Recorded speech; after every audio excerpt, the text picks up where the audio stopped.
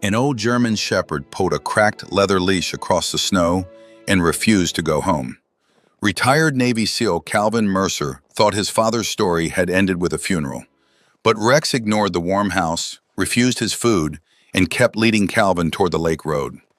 Around the dog's neck hung a scratched metal tag with one name, Rex. Calvin believed the old building ahead was just another forgotten piece of land to sell. Then Rex brought him to one locked winter room.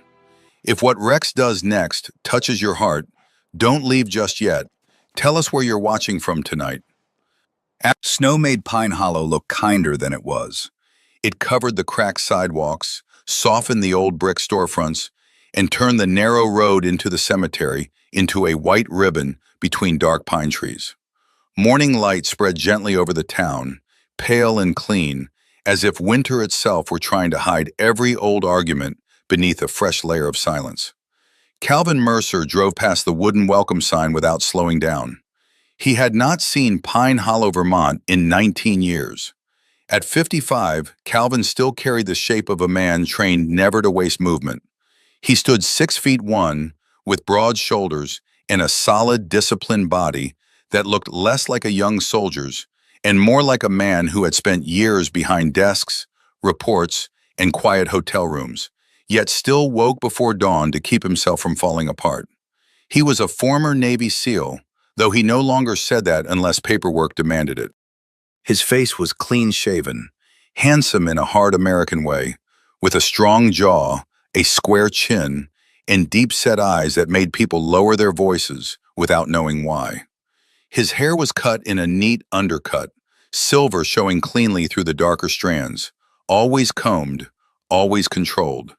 He wore a long-sleeved green camouflage outfit, fitted close enough to show his sturdy frame, but not tight enough to look vain. The sleeves were buttoned, the collar set, the fabric clean despite the long drive. Even grief, Calvin had learned, could be met with proper posture. He parked outside the small cemetery after the service had already ended. That was not an accident. He had arrived late enough to avoid the gathered hands, the soft condolences, the town's quiet hunger for reunion. His father, Walter Mercer, had been lowered into frozen ground beneath a sky so bright it almost hurt to look at. Calvin stood at the edge of the grave after everyone else had gone, his boots sinking slightly into the snow, his hands tucked into his pockets. There were no tears, there was no prayer, only the humiliating knowledge that he had waited 19 years to return, and even then, he had come after the one man he needed to face could no longer answer him. Walter Mercer had died in his sleep 3 nights earlier. That was what the attorney had said on the phone, peacefully, quietly, as if death had done the one thing father and son never managed to do with each other. Calvin looked down at the grave marker waiting beside the fresh mound. Walter James Mercer, beloved neighbor, faithful friend. He read the words twice. Not beloved father, not because the town was cruel, probably because no one knew whether they had the right to carve a lie into stone. A gust of wind moved across the cemetery, shaking snow from the branches. Calvin turned away before the tightness in his chest could become anything visible. The Mercer house sat at the far end of town, where the road narrowed and climbed gently toward Mirror Lake.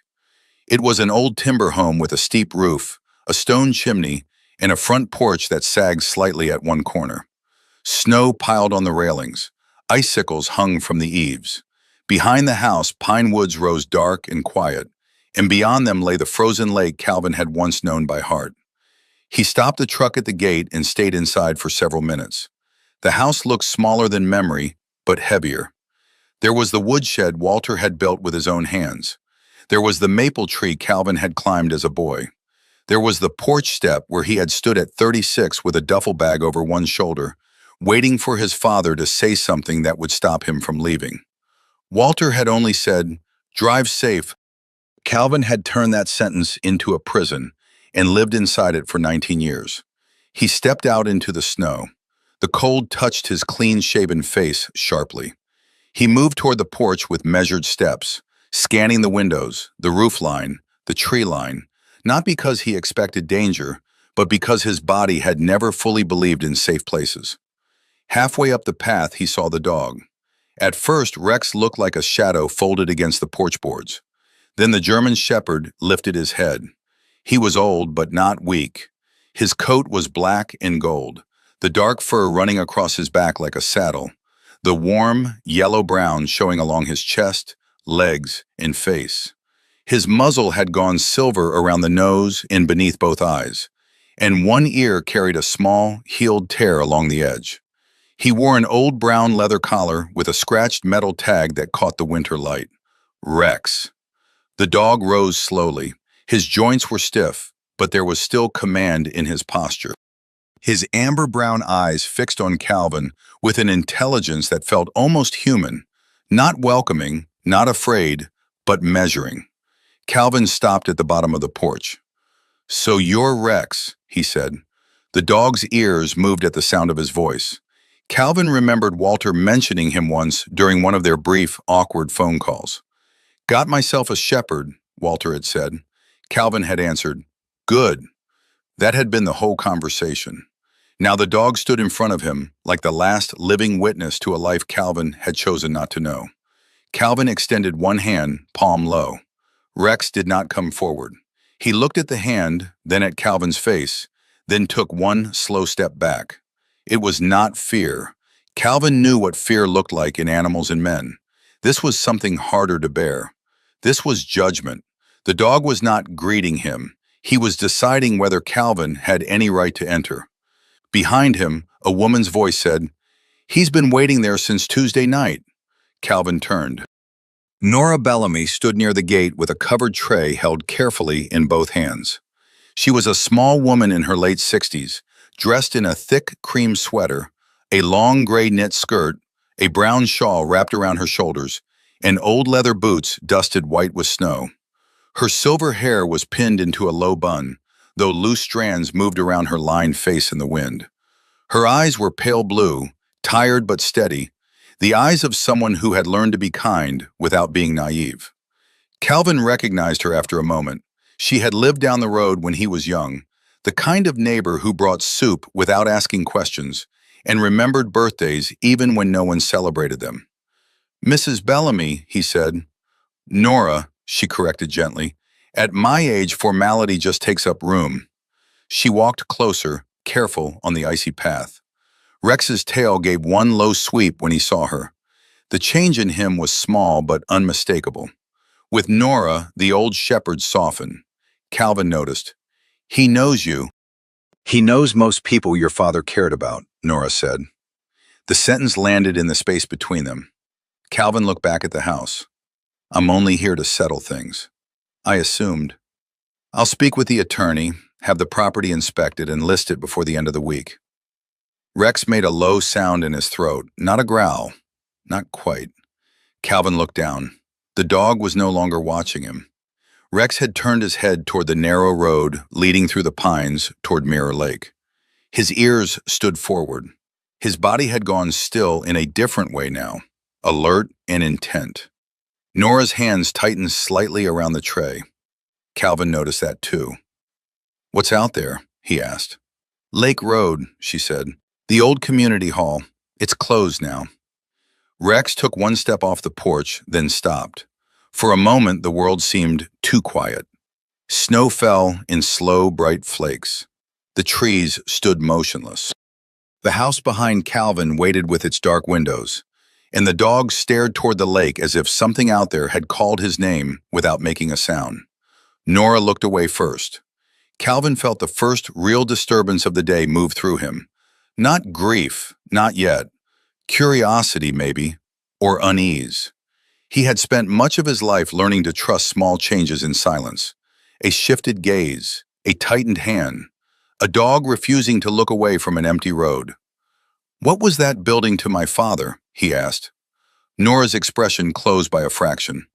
"It used to host town suppers, winter meetings, church overflow when the basement flooded, things like that." "That's not what I asked." "No," Nora said softly. "It isn't." She held out the tray before he could press further. "Bread, still warm, there's stew underneath. You won't have groceries." "I'm not staying long." "I heard you the first time." There was no accusation in her tone, which somehow made it worse. Calvin took the tray because refusing it would have made him feel petty. The warmth seeped through the cloth into his hands. "Thank you," he said. Nora nodded, then looked past him to Rex. He wouldn't leave the porch. A couple of men from animal control came yesterday. He let them reach the first step, then stood in front of the door and gave them one look. "They decided your father's dog could wait a little longer." Calvin glanced at Rex. "He can't stay here alone." "No," Nora said, "he can't. I'll find somewhere good for him." At that, Rex turned his head and looked directly at Calvin. There was no sound this time, no movement, only those amber eyes, old and patient, holding him in place. Calvin felt a strange irritation rise in him, sharp because it covered something softer. "What?" he murmured to the dog. "You have an opinion?" Rex blinked once. Nora almost smiled, but sadness stopped it halfway. "That dog has opinions about most things. He just saves them for people slow enough to need them." Calvin looked toward the house again. The key in his hand felt heavier than it should have. Through the front window, he could see dim shapes inside. Walter's coat still hanging on its peg, a wooden chair near the fireplace, a stack of split logs beside the hearth. Everything looked paused, not ended, as if Walter had stepped outside and might return before supper. The sight struck Calvin in a place he had protected for years. He had expected dust, neglect, evidence that time had moved on. He had not expected the house to still be waiting. He climbed the porch steps. Rex watched him but did not move aside until Calvin reached the door. Even then, the old shepherd shifted only enough to let him pass, as if granting temporary permission. Calvin slid the key into the lock. His fingers were steady, his chest was not. The door opened with a low wooden groan, and the smell of the house came out to meet him. Old pine, cold ashes, wool, coffee, and something faintly metallic from the tools Walter used to keep by the mudroom. It was the smell of a childhood Calvin had tried to reduce to anger, because anger was easier to carry than longing. Rex stepped inside first. He moved slowly across the entryway, nose low, then stopped beside Walter's old work coat hanging from the wall peg. The dog pressed his muzzle into the hem and stood completely still. Calvin looked away. He had seen men mourn before. He had watched grief break through stronger bodies than his. But there was something unbearable about the quiet loyalty of an old dog smelling for a man who would never come through the door again. Nora remained on the porch. "You'll be all right tonight?" she asked. "I've slept in worse places." "I imagine you have." He turned back to her. For a moment, he wondered what she knew of him. Pine Hollow was small, and military records had a way of becoming rumors, once filtered through old neighbors in careful sympathy. But Nora's face held no curiosity, only concern shaped by restraint. "Calvin," she said. He waited. "Your father wasn't an easy man." "No. But easy and good aren't always the same thing." The words entered quietly and stayed. He wanted to reject them, wanted to say goodness meant nothing if it never reached the people closest to you, wanted to ask why a town full of strangers seemed to receive the warmth Walter had withheld from his own son. Instead, he said nothing. Nora stepped back into the falling snow. "The furnace runs uneven, woods stacked behind the house. If Rex settles, he'll show you where your father kept what matters." Calvin frowned slightly. "What does that mean?" But Nora was already walking down the path, small and steady, her shawl moving in the wind. Calvin stood in the doorway until the cold began creeping into the hall. Then Rex made that low sound again. This time it carried urgency. Calvin turned. The dog was no longer by Walter's coat. He stood at the far window of the front room, facing the lake road. His old body was rigid, one paw lifted, his amber eyes fixed beyond the glass. Calvin walked over slowly. Through the pines, beyond the white slope and the thin gray ribbon of road, he could see the roofline of the abandoned community hall near Mirror Lake. Snow rested on it in a bright, untouched sheet. The building looked empty from here, closed, forgotten. Rex raised his paw and touched the window. Once, then again. Not scratching to get out, not begging for a walk, pointing. Calvin stared at the old shepherd, then at the distant building half hidden by winter light. He had come to Pine Hollow to bury his father, sell the house, and leave before memory found a way inside him. But Rex kept looking toward the lake, as if Walter Mercer's death had not ended something. As if it had left one last door unopened. The first night in Walter Mercer's house did not feel like sleep.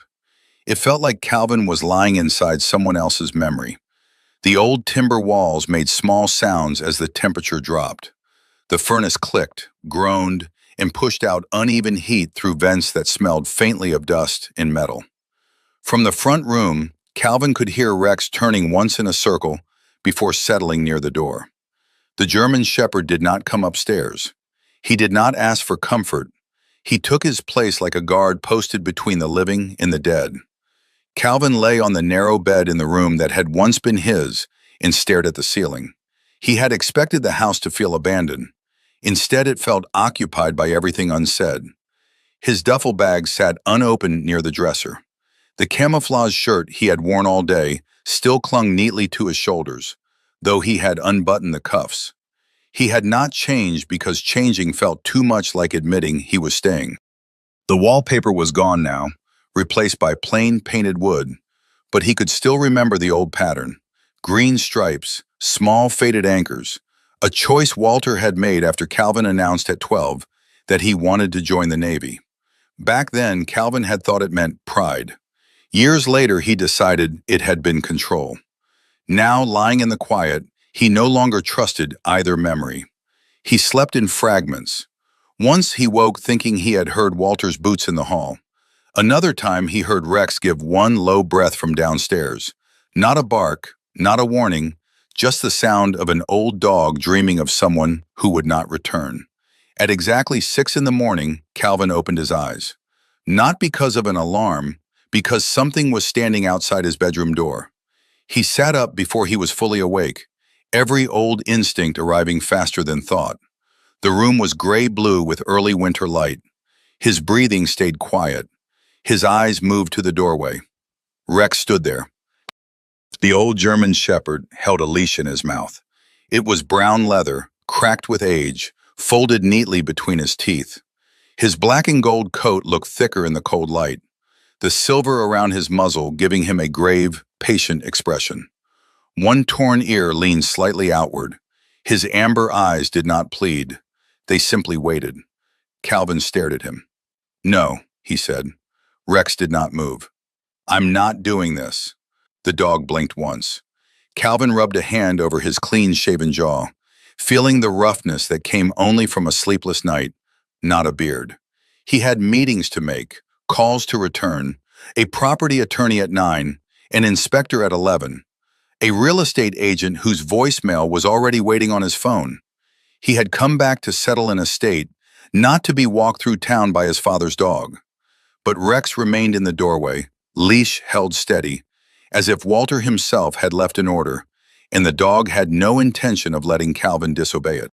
10 minutes later, Calvin stepped out into the morning. He wore the same long-sleeved green camouflage outfit, the fitted fabric clean and straight despite the cold. He added gloves but no heavy coat, choosing movement over comfort. The air outside was bright and sharp. Fresh snow covered the lane in smooth white, and the sun had not yet climbed over the pines. Rex moved ahead without pulling. That annoyed Calvin more than if the dog had dragged him. The shepherd walked as if he knew the route, and Calvin was merely the slower half of the pair. They did not head toward the lake first. They went toward town. Pine Hollow was waking slowly. Smoke rose from chimneys. A snowplow passed on the main road with a scrape of metal against ice. Shop windows glowed warm amber behind frost. Calvin kept his face forward, hoping people would mistake him for someone passing through. Rex did not allow that. The first stop was the old post office, a squat brick building with a brass mail slot and a faded flag stiff in the cold. Rex paused at the side entrance and lowered his nose to the step. Calvin stood beside him, confused and irritated. An elderly man came out carrying a canvas mailbag. He was tall but bent at the shoulders, with long arms, a narrow face, and white hair sticking out from beneath a wool cap. His coat was patched at both elbows. His hands were large and red from the cold. He stopped when he saw Rex. "Well," the man said softly, "I wondered if he'd come this morning." Calvin tightened his grip on the leash. "You knew my father's dog?" Everyone knew Rex. The man's eyes shifted to Calvin's face, studying the strong jaw, the silvered undercut, the controlled posture. "You're Walter's boy." Calvin did not like being called that at 55. "Calvin," he said. "Amos Reed." The man offered a hand. Calvin shook it. Amos's grip was still firm, the grip of someone who had spent a life with tools rather than keyboards. "I used to run Reed's garage before my hands got too stiff," Amos said. "Your father kept my furnace alive 3 winters after the warranty died, and common sense should have buried it. Wouldn't take a dollar." Calvin looked away toward the street. "That sounds like him." Amos watched him for a second, then nodded, as if he heard what Calvin did not say. "Rex came here every Thursday morning with him. Walter would check whether my side door froze shut. Said old fools shouldn't have to kick their way into work." A strange discomfort moved through Calvin. He pictured Walter on this step with Rex at his heel, bending to test the door, saying little, helping anyway. It did not match the father Calvin had preserved in anger. Rex lifted his head and moved on. The second stop was a closed shoe repair shop with peeling blue paint and a hand-lettered sign still hanging, though the business had clearly been gone for years. Calvin almost told Rex to keep walking, but the dog stopped beside a narrow alley where a stack of split firewood sat under a tarp. A woman emerged from the neighboring building carrying a small metal bucket of ash. She was in her early 70s, with a round face, soft brown skin weathered by cold, and gray hair braided over one shoulder.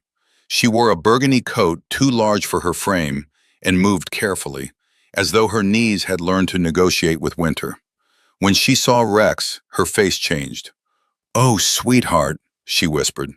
Rex stepped toward her and gently pressed his head against her hip. Calvin felt the leash slacken. The woman rested a trembling hand between the dog's ears. "I didn't know if you'd come back after Walter."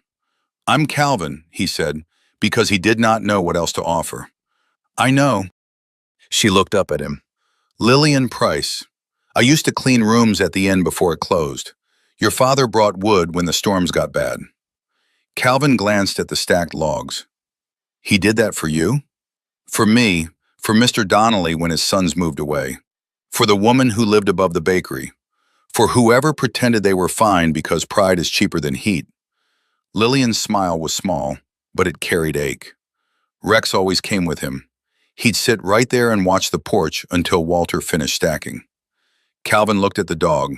Rex stood with dignity, his old body still, his eyes lowered in a kind of quiet recognition. He was not performing tricks, he was remembering people. Calvin suddenly understood something he did not want to understand. This walk was not exercise, it was testimony. Rex was taking him through the life Walter had lived after Calvin left, one doorstep at a time. Halfway down the church hill, Calvin stopped. "Enough," he said. Rex turned back.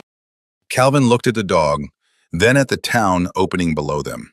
White roofs, smoking chimneys, the frozen steeple bell, the little grocery with green garland still hanging in the window.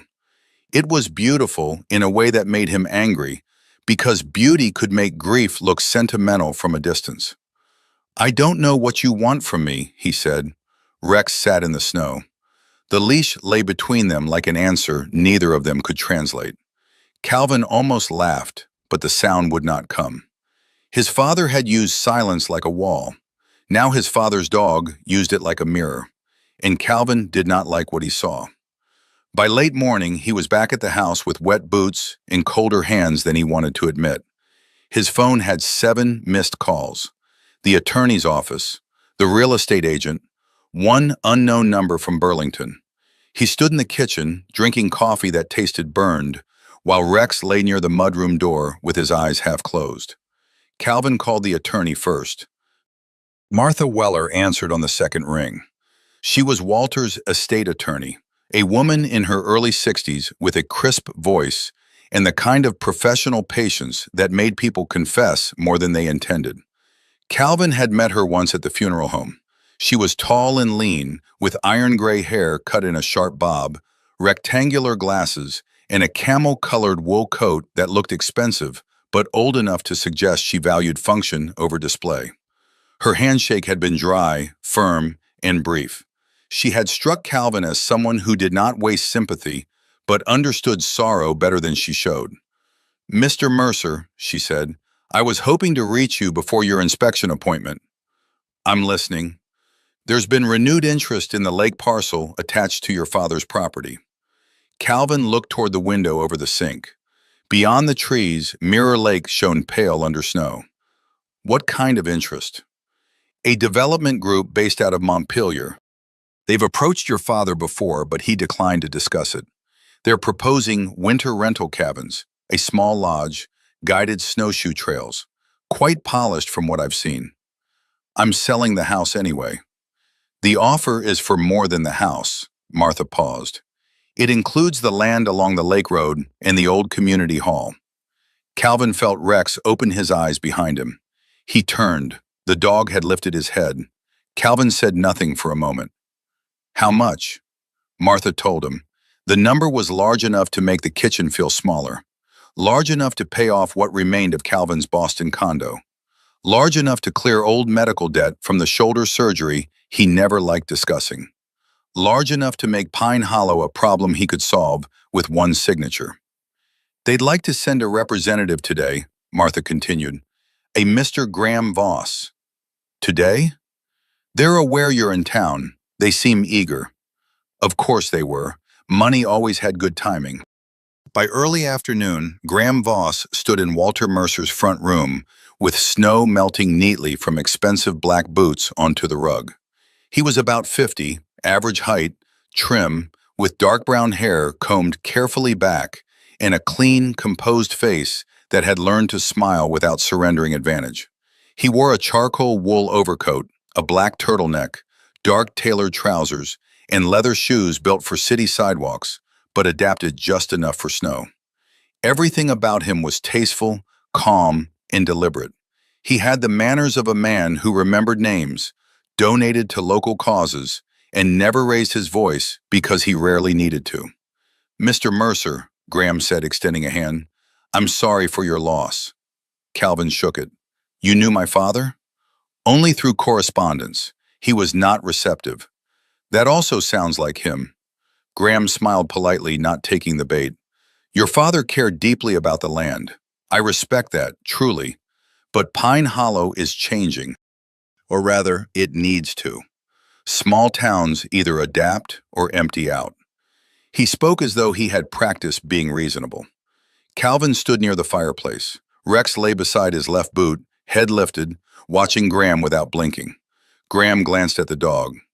"Beautiful shepherd." "Old shepherd," Calvin said. "Sometimes old things hold the most value." It was the sort of line a man like Graham knew how to say in a room full of old furniture. He opened a leather folder and laid out maps, renderings, and financial projections on Walter's coffee table. The proposed cabins looked warm and tasteful, set among snow-covered pines, each one glowing with golden windows. There were walking trails, a lodge, a small cafe, a lake overlook.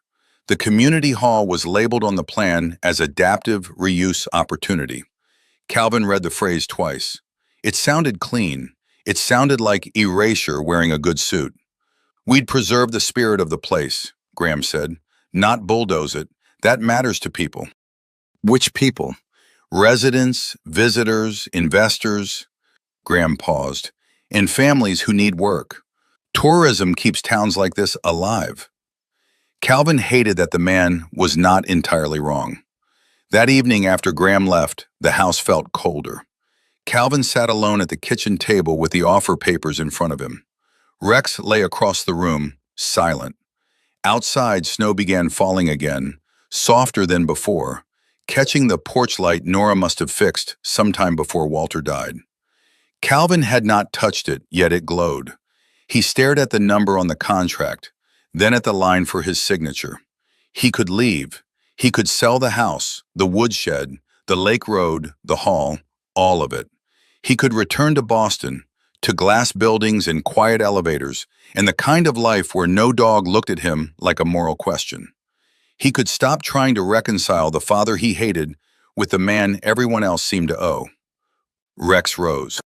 The old shepherd crossed the kitchen, picked up the cracked leather leash from beside the door, and placed it carefully on Calvin's left boot. Calvin closed his eyes. Not again. Rex turned and walked to the back door. This time, Calvin did not argue for long. Night settled blue over Pine Hollow as they followed the road toward Mirror Lake. The cold was cleaner after dark. Snowflakes drifted through the beam of Calvin's flashlight. Rex moved slowly but with purpose, not toward town now, but along the lake road where trees stood close on both sides and the frozen water glimmered faintly beyond them. The old community hall appeared between the pines. It was larger than Calvin remembered, with weathered clapboard siding, a steep roof, and a porch half buried in snow. No lights burned inside. No smoke rose from the chimney. It should have looked abandoned, but when Calvin reached the front steps, he noticed the path had been cleared recently, not professionally, by shovel. Rex climbed the porch and stood at the door. Calvin tried the handle. Locked. He shone his flashlight through the frosted window. At first he saw only his own reflection, silvered hair, angular face, eyes darker than the night behind him. Then he cupped one gloved hand around the glass and leaned closer. Inside, the room was not empty. Chairs had been stacked neatly along one wall. A row of folded blankets rested on a bench. Near the stone fireplace sat a small pile of dry wood arranged with care. On a side table, there were metal mugs turned upside down on a towel. Someone had swept the floor. Someone had kept the place ready. Calvin's breath slowed. On the far wall above the fireplace hung a wooden sign carved by hand. The letters were plain, imperfect, unmistakably Walter's work. For those who have nowhere warm to go. Calvin stood in the dark with Rex beside him, reading the words until they blurred slightly in the cold glass. He thought of Amos's frozen side door, Lillian's firewood, the men from Animal Control turning away because Rex would not leave the porch. He thought of Walter saying, "Drive safe," and wondered, for the first time in 19 years, whether those two words had been all his father knew how to say, when what he meant was, "Please don't go." Rex sat beside him and leaned his old shoulder against Calvin's leg. Not much, just enough for Calvin to feel the weight. Inside the locked hall, everything waited in order. Chairs, blankets, wood, mugs, a silent fireplace, a carved promise no one had told him about. Calvin did not know who had kept it clean after Walter died. He did not know why Nora had looked away when he asked. He did not know how much of his father's life had been hidden not behind walls, but in plain sight, along snowy roads, on cold porches, inside places Calvin had never bothered to enter. But as the snow fell softly around him, he understood one thing. Rex had not brought him here to show him a building. The old dog had brought him to the part of Walter Mercer that Calvin had never met. By morning, Calvin Mercer no longer trusted the quiet of his father's house. The rooms were the same as the night before. The old kitchen still held the smell of coffee and cold wood. The front room still had Walter's worn chair beside the fireplace, its left arm polished smooth where his hand must have rested for years. Snow still pressed gently against the windows, making the world outside look clean enough to forgive anything. But Calvin had seen enough the night before to know cleanliness was not the same as innocence. He stood at the kitchen counter in his long-sleeved green camouflage outfit, collar neat, cuffs buttoned, his silver-threaded undercut combed back with the same discipline he used when he did not want anyone to see uncertainty. His clean-shaven face looked composed in the dark window above the sink, but his eyes gave him away. They were deeper this morning, heavier, as if sleep had not entered him so much as passed through and left nothing behind. Rex sat near the back door. The old German shepherd had eaten half his breakfast, then abandoned the bowl as soon as Calvin picked up the phone. Black and gold fur caught the weak winter light, and the silver around his muzzle made his stillness feel ancient. His brown leather collar rested against his thick neck. The scratch tag marked Rex, dull from years of wear. He did not pace. He did not whine. He only watched Calvin with those amber eyes, calm and unblinking. Calvin had spent the first hour of the morning calling places no one answered. The town office told him the old community hall had not been used officially in years. The county clerk said the building remained attached to the Mercer property, though there had been informal maintenance activity mentioned in old notes. Martha Weller, the estate attorney, confirmed that Walter had refused every development inquiry tied to the Lake Road, but she had no record of permits, insurance, nonprofit filings, or shelter registration. Nothing official existed, and yet someone had kept that place ready. Calvin looked at Rex. "You know who has the key, don't you?" Rex rose before Calvin moved. That answered enough. Nora Bellamy's house stood half a mile down the lane, tucked behind a row of old spruces heavy with snow. It was smaller than Walter's, painted pale yellow beneath the winter grime, with blue shutters and a narrow porch lined with clay pots that slept empty until spring. Smoke rose from the chimney in a steady ribbon, and a brass wind chime near the door moved gently, though there was almost no wind. Nora opened before Calvin knocked twice. She was dressed as she had been before, as if warmth and habit mattered more than appearance. A thick cream sweater, long gray knit skirt, brown shawl around her shoulders, and old leather boots softened by years of use. Her silver hair was pinned low, though a few strands had escaped near her temples. In daylight, the lines in her face looked deeper, not from bitterness, but from carrying many winters without complaint. Her pale blue eyes moved from Calvin to Rex and stopped. The dog stepped forward. Nora's guarded expression broke. "Oh, Rex," she whispered. She bent slowly, and Rex pressed his silvered muzzle into her palm, with a tenderness Calvin had not seen from him before. It was not the greeting of a dog who merely knew a neighbor. It was familiarity layered by years. Trust, routine, something shared. Calvin watched Nora's fingers settle behind Rex's torn ear. "You've had the key," he said. Her hands stilled. The softness did not leave her face, but something closed behind her eyes. "Good morning to you too, Calvin. I went to the town office. I imagine you did. They say the hall is closed. It is. Then why is it maintained?" Nora straightened carefully. Rex remained beside her, leaning close but watching Calvin now, as if weighing not only what he asked but why. Nora looked past him at the white road.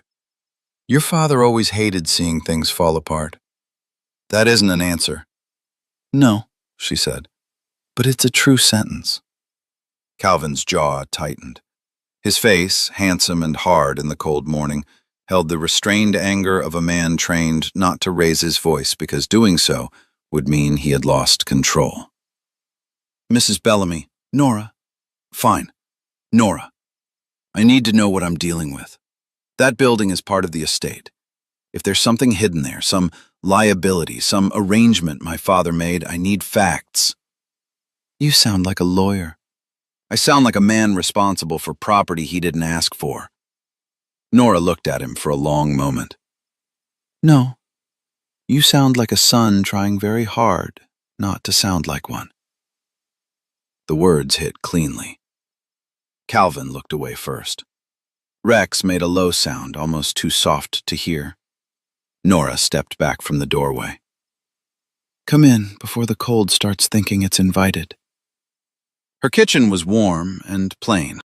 A small round table sat near the window. Copper pans hung above the stove. The air smelled of tea, bread, and lavender soap. There were no unnecessary decorations, but every object looked chosen for usefulness. A basket of mending, a stack of firewood near the back door, 2 chipped mugs already waiting on the counter, as if Nora had expected this conversation long before Calvin decided to have it. Calvin remained standing until she gestured to a chair. Rex lay between them, not at Calvin's feet, not at Nora's, but in the middle, like a judge who had loved both sides and trusted neither completely. Nora poured tea. Calvin did not touch it. "Your father called it the winter room," she said at last. The name moved through the kitchen and changed the air. Calvin's eyes narrowed. Nora kept her hands around her mug. Not a shelter, he hated that word. Said a shelter sounded like a place people were sent when the world had already failed them. He wanted it to feel like a room someone had left warm on purpose. For who? For anyone who would not survive a night outside and was too proud, too ashamed, or too afraid to ask for help properly. She looked toward the window. Old veterans passing through. Men who had lost work after the mills closed. Truckers stranded in storms. Widowers who let their furnaces die because they couldn't admit they were out of money. A few women too, though not many. Your father was careful about that. Calvin absorbed it in silence. No signs, no records, no public charity, no speeches. Just a locked room near a frozen lake. That's illegal, he said. Nora's mouth tightened. Often. Unsafe. Sometimes. Reckless. Yes. Her agreement unsettled him more than denial would have. I expected you to defend him, Calvin said. I'm too old to defend the dead by sanding off their edges. Rex lifted his head slightly. Nora reached down and touched his shoulder. Walter was not a saint. Don't let anyone tell you that. He could be stubborn, cold, proud beyond reason. He hurt people by refusing to explain himself. He hurt you that way. Calvin looked at her sharply. She did not apologize. But he opened that room because one winter night, someone died close enough for him to hear about it in the morning. The kitchen seemed to grow smaller. Calvin's hand rested flat on the table. Who? Nora's eyes lowered to her tea. Samuel Pike. The name meant nothing at first. Then something moved at the edge of Calvin's memory. A newspaper folded on Walter's kitchen table. Men speaking in low voices outside the grocery. His father standing by the sink with both hands braced on the counter, not turning around when Calvin entered. When? Calvin asked. Nora's lips pressed together. 19 winters ago. The number did not enter him like information. It entered like weather. Calvin sat back slowly. His mind began arranging fragments he had not touched in years. The fight with Walter, the storm, the duffel bag, the porch light behind him, his father's voice calling something he had refused to hear clearly because anger had filled his ears. Drive safe. No, there had been more before that. Had there? He saw himself at 36, younger but already hard, standing in that same kitchen while Walter told him he could not keep sending money instead of coming home. Calvin had accused him of caring more about every stray soul in Pine Hollow than his own son. Walter had said nothing at first. That silence had been gasoline. Calvin had shouted things meant to wound. Walter had taken them. Then Calvin left. Outside, the road had been white and wild. You're saying this man died that night, Calvin said. I'm saying Samuel was found the next morning off County Road 6, less than a mile from the Lake Road turnoff. By my father? Nora nodded. Calvin stood so suddenly his chair scraped the floor. Rex rose too. Why didn't anyone tell me? Nora's gaze lifted, and there was something in it now that was no longer merely guarded. It was grief held so long it had become structure. Would you have answered the phone? Calvin said nothing. The truth was cruel because it required no imagination. He would not have. For 19 years, Walter's number had appeared on birthdays, once on Christmas, twice after storms bad enough to make national news. Calvin had let it ring. Later, when guilt became inconvenient, he sent money. Money was clean. Money did not ask questions. Money did not say, please come home. Calvin walked to the window. Outside, snow brightened the little yard. A cardinal landed on the fence, red against white, impossibly alive. For a moment, his reflection in the glass layered over the winter scene. Angular face, strong jaw, silvered hair, eyes too old for the anger he still carried. Behind him, Nora spoke quietly. Samuel was my husband. Calvin turned. The room became utterly still. Nora did not look fragile when she said it. She looked carved open and unwilling to bleed in front of him. He was your husband, Calvin repeated. Yes. I didn't know. Most people didn't know what he was by then. We'd been separated nearly 2 years, not divorced. Samuel never made anything simple. Her fingers tightened around the mug. He was charming when I married him. Tall, dark-haired, laughed easily. The kind of man who made a room feel chosen when he walked into it. Then came the drinking. Then the money gone from jars and drawers. Then apologies so beautiful you wanted to believe them even while you hid your purse. Calvin remained silent. Nora continued, not dramatizing, not asking pity. He never struck me the way men do in stories. He did smaller things. He blocked doorways, broke plates near my feet, told me no one else would put up with me, took the car keys in winter, left me to walk home once from church in sleet because I embarrassed him by correcting a lie. Her face did not change, but her voice thinned. So when he came to my door that night, drunk and half frozen, I did not let him in. Rex moved to her side and pressed his shoulder against her leg. Nora closed her eyes for 1 second. There was the re-hook, quiet but devastating. Rex did not go to Calvin when the truth surfaced. He went to Nora, as if he had always known which wound in the room had been bleeding longest. Calvin stared at the dog, then at the woman. Somewhere inside him, the story shifted shape. This was not a simple tale of a good man saving people. It was not even a simple tale of a bad man left to die. There were too many doors in it, too many people standing on opposite sides of them, each with a reason they could not bear to say aloud. Nora opened her eyes. He left my porch cursing me. I watched him disappear into the snow. I told myself he would find somewhere else. The inn, the church steps, Walter's place maybe. I told myself many things because survival is full of ugly prayers. Did he go to my father? No one knows. Your father found him the next morning near the ditch. Samuel had fallen or sat down or given up. The storm covered most of the tracks. Calvin's throat felt tight. Why did Walter blame himself? Nora looked at him for a long moment. Because Walter had seen him earlier that evening outside the general store. Samuel asked for a ride. Walter said no. Calvin's face hardened. Why? Because your father was coming home to you. The sentence struck with such force that Calvin did not move. Nora spoke softly now, each word careful. You were already at the house that night, Walter told me later. He said he saw Samuel outside the store, drunk, angry, asking for a lift toward the lake road. Walter refused because he wanted to get home before you left. He thought if he made it back in time, maybe he could keep the door from closing between you. Calvin gripped the back of the chair. He never said that. No, Nora said, he wouldn't. Calvin's memory opened unwillingly. Walter entering the house with snow on his shoulders. Walter saying his name.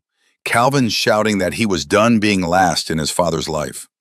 Walter standing there, breathing hard, not from anger, but from the cold and the hurry. Then the duffel, the door, the storm. His father's voice behind him. Calvin, wait! Had he said that? Calvin's mind resisted. For years he had preserved the clean version. Walter let him go. Walter did not fight for him. Walter said only, drive safe, because that was all Calvin had been worth. But memory, once warmed, began to rot at the edges. What happened after? Calvin asked. Walter changed, Nora said. Not all at once. Men like him never do. But he took over the old hall, quietly, fixed the chimney, patched the roof, stocked wood, blankets, coffee, socks, canned soup. He gave keys to 3 people, then took 2 back when gossip started. In the end, mostly him and me. And Rex? A small, sad smile touched Nora's face. Rex came later. Walter said the room needed someone honest at the door. The dog learned people better than we did. He knew who was dangerous, who was ashamed, who needed space, who needed someone to sit close but not speak. Some nights Walter unlocked the room because Rex would not stop staring down the road. Calvin looked at Rex. The shepherd met his eyes calmly. Not a pet, not a symbol, a witness, a keeper of patterns humans were too proud to name. Calvin sat again, slowly this time. The anger had not left him, but it no longer knew where to stand. "So you hid this because Samuel was your husband," he said. Nora nodded. "And because you turned him away." "Yes." "You had reason." "Yes." "But he died." "Yes." The honesty between them was merciless. Calvin looked at his hands. They were broad, steady, capable hands. Hands that had held rifles, maps, steering wheels, hospital forms. Hands that had signed checks instead of letters. He wondered how many forms of abandonment could hide beneath the name of self-protection. "I left that night," he said. Nora said nothing. "I heard my father call after me." Her expression softened, but she did not rescue him from the thought. "I didn't turn around." Rex crossed the room and stood before Calvin. For a moment, Calvin thought the dog would lean against him as he had leaned against Nora. Instead, Rex simply sat, close but not touching, waiting for Calvin to carry the weight without being comforted too quickly. It was a strange kind of mercy. Calvin breathed once, slowly. "Why tell me now?" "Because you found the room. Because Graham Voss wants the land. Because Walter is gone." Nora looked toward the window, where snow continued to fall with terrible gentleness. "And because if you decide what that place means while believing your father was only good or only cruel, you'll make the wrong choice either way." Calvin looked up. "What was he then?" Nora's eyes filled, but no tears fell. "He was a man who failed some people and spent the rest of his life refusing to let winter finish the job." The kitchen fell silent. Outside, a branch shed its burden of snow. The soft thump sounded louder than it should have. Calvin stood after a while. He did not thank Nora, not because he was ungrateful, but because gratitude would have been too small for what she had given him and too clean for what it had cost her. At the door, she stopped him. "Calvin," he turned, "there are things I still haven't told you." His jaw tightened. "About Samuel? About that night?" Rex's ears lifted. Nora looked at the old shepherd, then back to Calvin. "But not today." Calvin wanted to demand the rest. The old part of him, the seal, the planner, the man who survived by forcing clarity out of chaos, wanted every missing piece on the table. But another part of him saw Nora's hand trembling against the doorframe, so he nodded once. Outside, Rex walked beside him through the snow without the leash in his mouth. For the first time, the dog did not lead. He simply stayed close. Calvin looked toward the hidden line of road that led back to Walter's house. The morning seemed brighter now, but not lighter. Some truths did not free a person. Some only made the change visible. He had come back believing his father chose strangers over him. Now he knew Walter may have been racing home that night to choose him. And somewhere between a frozen road, a dead man named Samuel Pike, a woman who had survived by closing one door, and a son who had refused to turn around, the winter room had been born. Calvin kept walking, but with every step, one question followed him through the snow. If Walter Mercer built that room because of guilt, what part of that guilt belonged to Calvin too? Graham Voss returned 2 days after Calvin left Nora Bellamy's kitchen with more questions than answers. This time, he did not bring only maps in polite language. He brought a contract. The morning was bright in the cruel way winter mornings could be bright. Sunlight flashed off the snowbanks along the road, making the whole town shimmer as if everything had been washed clean overnight. From the kitchen window, Calvin could see the pines standing black against the white hills. The lake road disappeared between them, quiet and untouched for now. Inside Walter Mercer's house, nothing felt clean. The dining table had become a battlefield of paper. Property records, tax documents, insurance notices, a printout from the town office showing the old community hall as inactive. A handwritten list Calvin had made of repairs needed before any building inspector with half a conscience would allow strangers to sleep there. Furnace inspection, chimney relining, fire extinguishers, emergency lights, liability coverage, permits. The list was practical, and that made it more frightening. Calvin Mercer, 55 years old, former Navy SEAL, sat at the table wearing his long-sleeved green camouflage outfit. The fitted fabric, neat and disciplined, even after another sleepless night. His broad shoulders were squared, his clean-shaven face calm, his silver-threaded undercut combed back with care. Anyone passing the window might have seen a composed man reviewing paperwork. Only Rex knew better. The old German shepherd lay near the front door, black and gold body stretched across the threshold, as if the house itself needed guarding. His silver muzzle rested on his paws, but his amber eyes kept moving from Calvin to the papers and back again. He had not left the doorway all morning. Twice Calvin had stepped toward his truck, and twice Rex had risen without a sound and placed himself between Calvin and the exit. Subtle, Calvin muttered. Rex blinked slowly. At 10 sharp, tires crunched in the driveway. Graham Voss stepped out of a dark SUV with the clean confidence of a man who rarely arrived anywhere unprepared. He was about 50, trim and carefully put together, with dark brown hair combed back, a smooth face, and a smile that looked warm until a person noticed how precisely it appeared and vanished. He wore his charcoal wool overcoat over a black turtleneck, dark tailored trousers, and polished leather shoes with winter soles. Even surrounded by snow and old pine, he looked like he belonged to heated conference rooms and polished stone lobbies. Calvin opened the door before Graham knocked. Rex stood behind him. Graham's eyes dropped to the shepherd, then returned to Calvin. "Mr. Mercer, I hope I'm not intruding.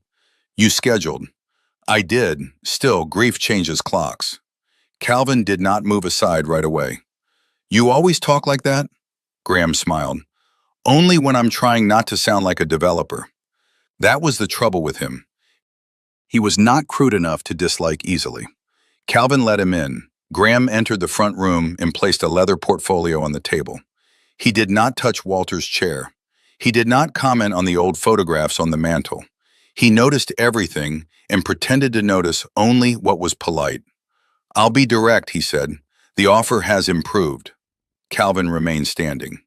Graham opened the portfolio and turned the contract toward him.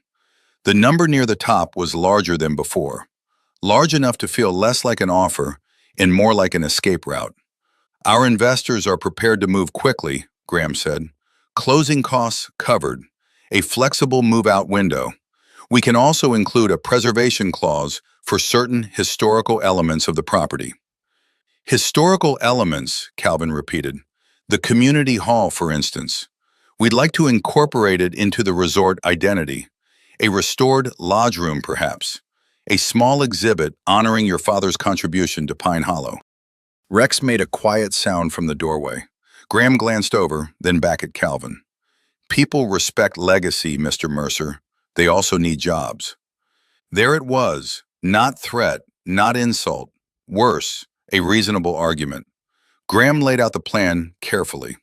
Winter cabins tucked among the trees. A repaired access road that the town could use year-round. Seasonal employment for maintenance crews, cleaners, cooks, guides. Increased tax revenue. A small cafe that would source from local farms. Snowshoe trails. Ice fishing packages. A tasteful sign at the entrance bearing the name Mercer Ridge. "Pine Hollow is aging," Graham said. "You know that. Young people leave. Businesses close. Houses sit empty until the roof caves in. Sentiment cannot keep a town alive." Calvin looked at the papers. "And cabins for tourists can? They can help." "Help who?" "More people than a locked building no one officially uses." The sentence was surgical because it was true. The winter room had no permits, no inspection certificate, no insurance policy, no heating plan beyond old wood, older brick, and Walter Mercer's stubbornness.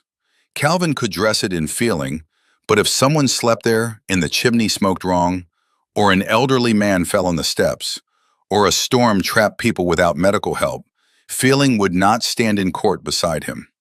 Graham softened his voice. "I don't mean disrespect. Your father may have done good things there, but good intentions without structure can become dangerous. You understand risk. I imagine your background taught you that." Calvin's eyes sharpened. Graham had done research. Not enough to mention the Navy outright, enough to let Calvin know he knew. Rex rose. The movement was slow, but it changed the room. The old shepherd stepped to Calvin's side and stood with his shoulder against Calvin's leg. Amber eyes fixed on Graham. Not aggressive, not afraid, present. Calvin felt the warmth of him through the fabric of his pants. "Leave the contract," Calvin said. Graham nodded, as if that was the answer he had expected. "I'll give you space, but not too much. The weather is shifting this week, and our board meets Friday." Weather affects board meetings now? In Vermont, weather affects everything. For the first time that morning, Calvin almost smiled. Then Graham added, "There are people in town who support this, Mr. Mercer. People your father helped. That may be hard to hear, but it matters. They aren't betraying him, they're tired." After Graham left, Calvin stood for a long time in the doorway. Outside, the SUV disappeared down the snowy lane toward town. Rex remained beside him, still touching his leg. The dog's presence was steady, but not comforting in the easy way. It was more like weight placed on a scale. By afternoon, Calvin understood what Graham meant. Amos Reed stopped by with a box of old tools Walter had lent him years ago and never asked to have returned. The retired mechanic looked smaller in daylight, shoulders bent beneath a brown wool coat, white hair tucked under the same cap. His hands trembled when he set the box down. "Figured these belonged here," Amos said. Calvin nodded. "You hear about the development?" Amos's mouth tightened. "Everyone has." "And?" The older man looked toward the floor. "My niece works 2 jobs in Rutland because there's nothing here but snow and memories. If that lodge gives her something closer to home, I can't call it evil." "You want me to sell?" "I didn't say that, but you think it." Amos sighed. "I think Walter kept some of us alive. I also think the living still need heat." That stayed with Calvin after Amos left. Later, Lillian Price called. Her voice was soft, embarrassed, careful not to ask anything directly. She said people were talking. She said some believed the resort might reopen the road properly. She said Walter would understand hard choices. Calvin listened, one hand braced against the kitchen counter. When he hung up, anger moved through him, but it had nowhere honest to go. He wanted the town to defend his father's hidden room. He wanted them to stand up and say some things should not be sold. But the people who had received Walter's kindness were not symbols. They were tired adults with bills, old furnaces, adult children who had moved away because survival required leaving. Calvin knew something about leaving. That made him less comfortable judging them. By evening, clouds gathered thick over Pine Hollow. The sky turned the color of pewter. Wind moved through the pines with a low voice. The forecast on Calvin's phone warned of a fast-moving winter system, heavy snow after midnight, dangerous wind chill along exposed roads. He read the alert twice, then opened Graham's contract. The signature line waited. His name had been typed beneath it already, Calvin Mercer. It looked strangely final. Rex lay across the kitchen doorway again, preventing nothing and everything. His old body had settled with deliberate purpose, black and gold fur dim in the lamplight, silver muzzle resting near Calvin's boots. Calvin stood abruptly. "I'm going to Boston for 2 days." Rex lifted his head. "I need distance." The dog stood. Calvin grabbed the leather folder, his truck keys, and the small overnight bag he had never unpacked. He moved toward the mudroom, but Rex went ahead of him, not to block the door this time, but to the truck outside. Calvin opened the driver's door. Rex jumped into the passenger seat before Calvin could stop him. For an old dog, he moved with surprising commitment. He climbed in, turned carefully, then placed his head directly on top of the leather folder containing Graham's contract. Calvin stared. Snow began to fall in tiny, sharp flakes around them. "You've got to be kidding me," he said. Rex closed his eyes. The absurdity of it broke through Calvin before he could stop it. A laugh came out of him, short and rough, almost unfamiliar. It sounded strange in the cold driveway, human, younger than he felt. Then the laugh faltered, because the last time he remembered laughing in this driveway, he had been 16, and Walter had been teaching him to change a tire in freezing rain. Calvin had dropped the lug nuts into a snowbank, cursed, and expected his father to snap. Instead, Walter had laughed so hard he had to sit on the bumper. Calvin had forgotten that. The memory opened without warning, warm and painful as blood returning to a numb hand. He stood beside the truck with snow landing on his silver hair and felt the laughter turn into something too close to grief. Rex opened one amber eye, still resting on the contract. Calvin shut the truck door without getting in. "All right," he whispered. "One more night." The storm arrived earlier than forecast. By 9, wind shoved snow sideways across the windows. The porch light glowed in a spinning blur of white. Tree branches knocked against the siding.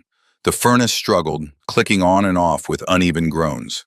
Calvin had just added wood to the fireplace when Rex came suddenly to his feet. The dog's ears lifted. His dog went rigid. Calvin heard nothing at first except wind. Then came a sound beneath it, a dull thump, not from the house, from outside. Rex moved to the front door and barked once. It was the first real bark Calvin had heard from him. Deep, urgent, commanding.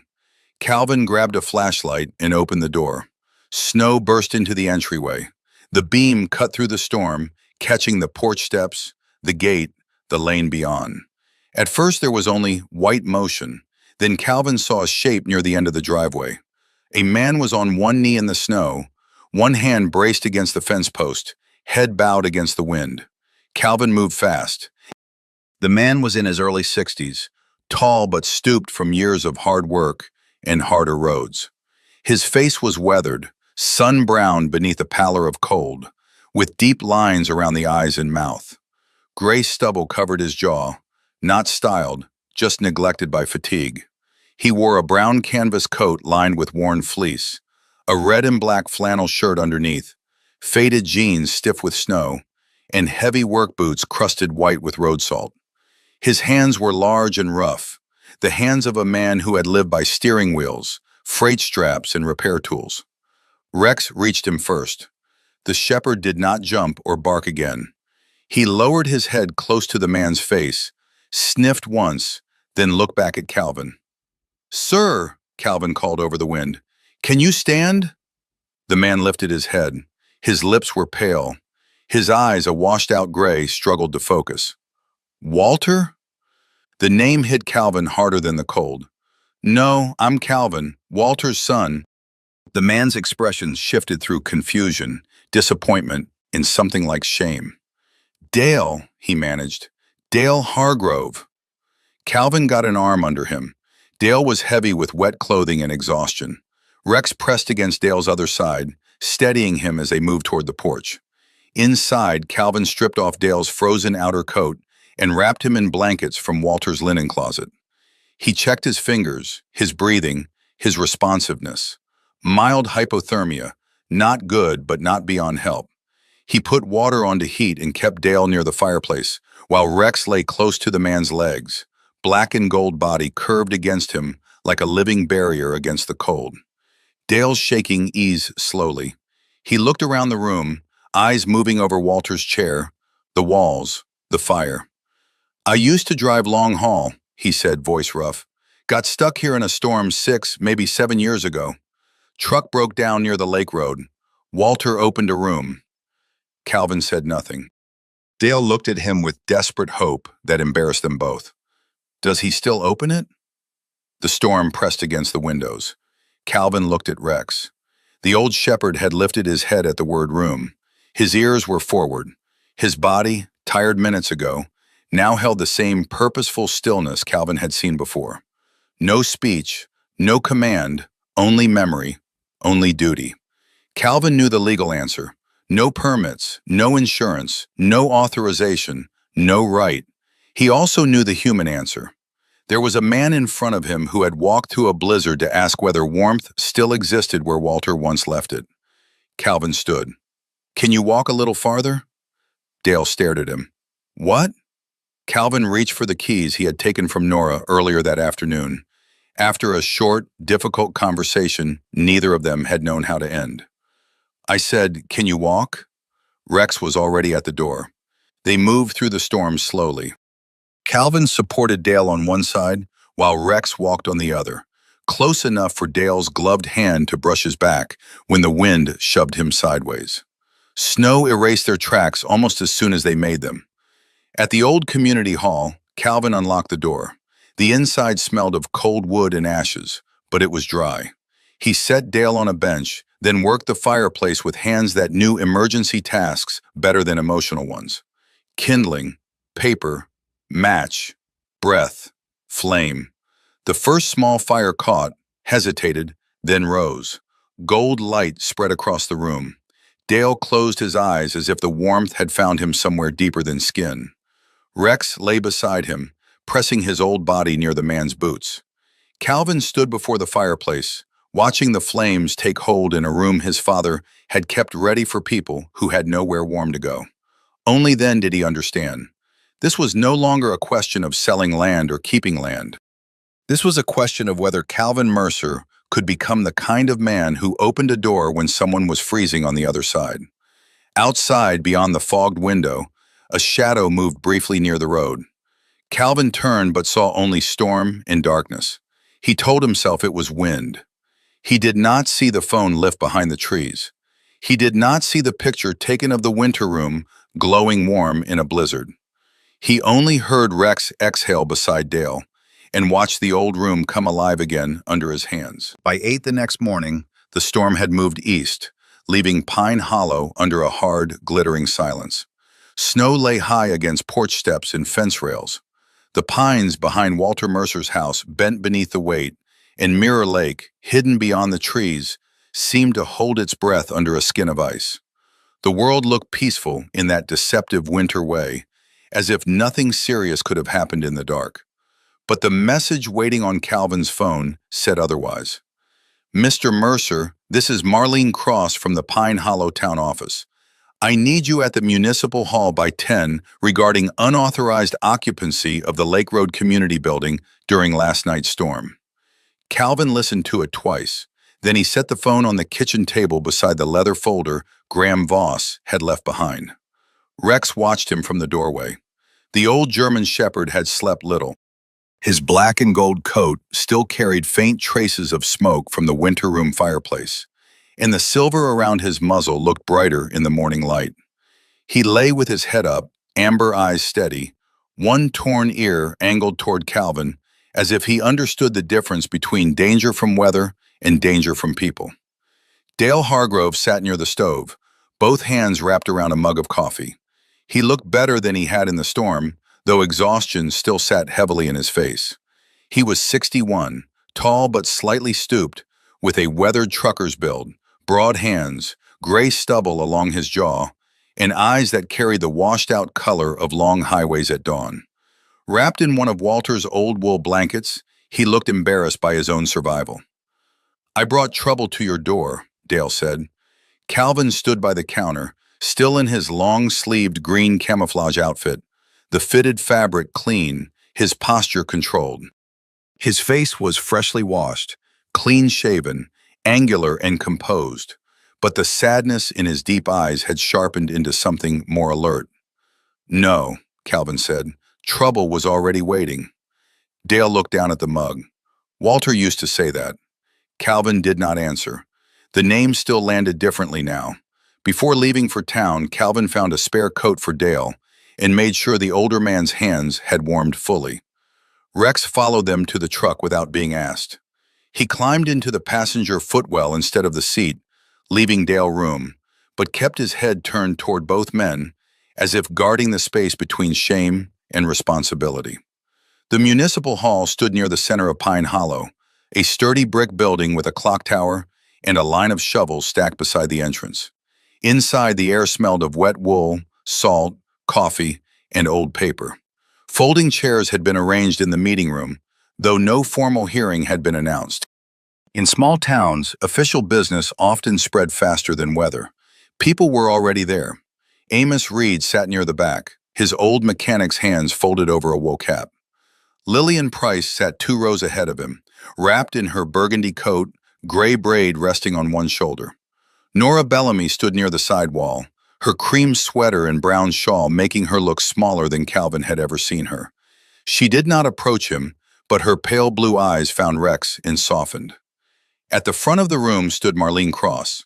She was a woman in her late 50s, tall and practical, with shoulder-length brown hair threaded with silver and a face that had learned to hold firmness without cruelty.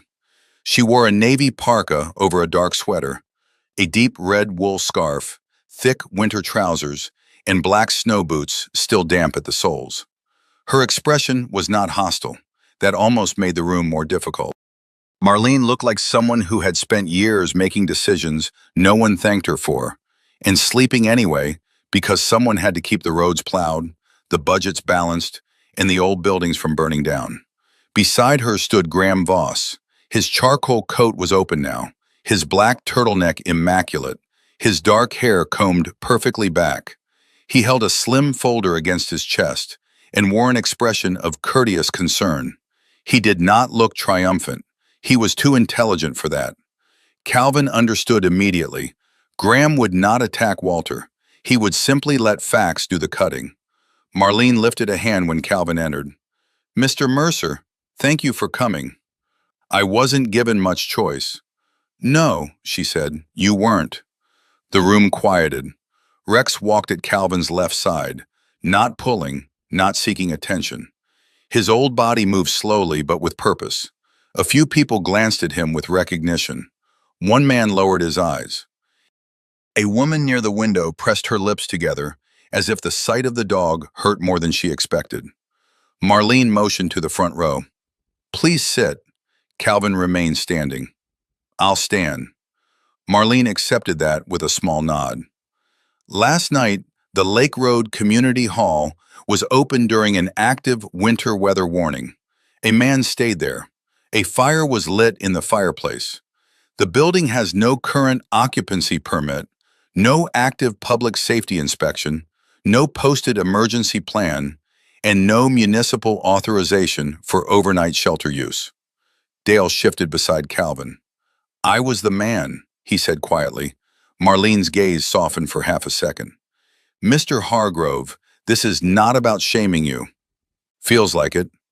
The room stirred. Rex's ears moved. Graham stepped forward slightly, his voice calm. "No one here questions compassion. The concern is liability and safety. If the chimney had failed, if Mr. Hargrove had suffered a medical event, if the fire spread, Pine Hollow would be looking at a tragedy instead of a difficult conversation." Calvin looked at him. Convenient phrasing. Graham did not flinch. Accurate phrasing. And that was the problem. It was accurate. Marlene looked between them. "Mr. Mercer, do you dispute that the building was used?" "No." "Do you dispute that it was unsafe under town code?" Calvin's jaw tightened. He thought of the old chimney, the half-buried steps, the lack of emergency lighting, the frozen road. He could not turn love into compliance. "No," he said. A murmur moved through the chairs.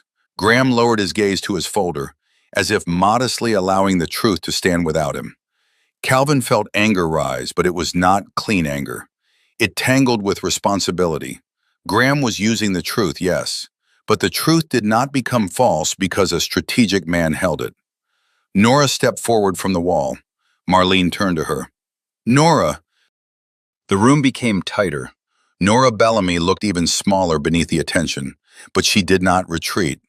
Her silver hair was pinned low, her hands clasped in front of her shawl.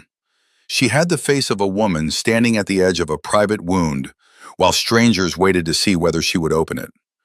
"I helped Walter keep the building stocked," she said.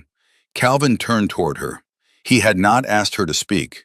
He had not wanted her cornered into explaining the past to protect him. A few days ago, he might have demanded the whole truth because it involved his father, and therefore, he would have believed it belonged to him. Now he understood that not every truth connected to him was his to spend. "Nora," he said quietly, "you don't have to." She looked at him. Something passed between them, fragile and unexpected. Not forgiveness, not yet. Maybe recognition. "I know," she said. Marlene's expression changed slightly at Calvin's restraint. She noticed more than she showed. Nora faced the room again. "Walter called it the winter room. It was never meant to be public. That was part of the mistake. He helped people quietly, but quiet help can become dangerous when no one is accountable. Lillian lowered her head. Amos stared at the floor. Graham's eyes sharpened, but he said nothing. Nora continued, I won't give you every reason Walter started it. Some grief belongs to the people who survived it. But I will say this. That room existed because one winter long ago, someone died outside when too many doors stayed closed. The room went still. Calvin felt the words settle over the townspeople like falling ash. Marlene folded her hands.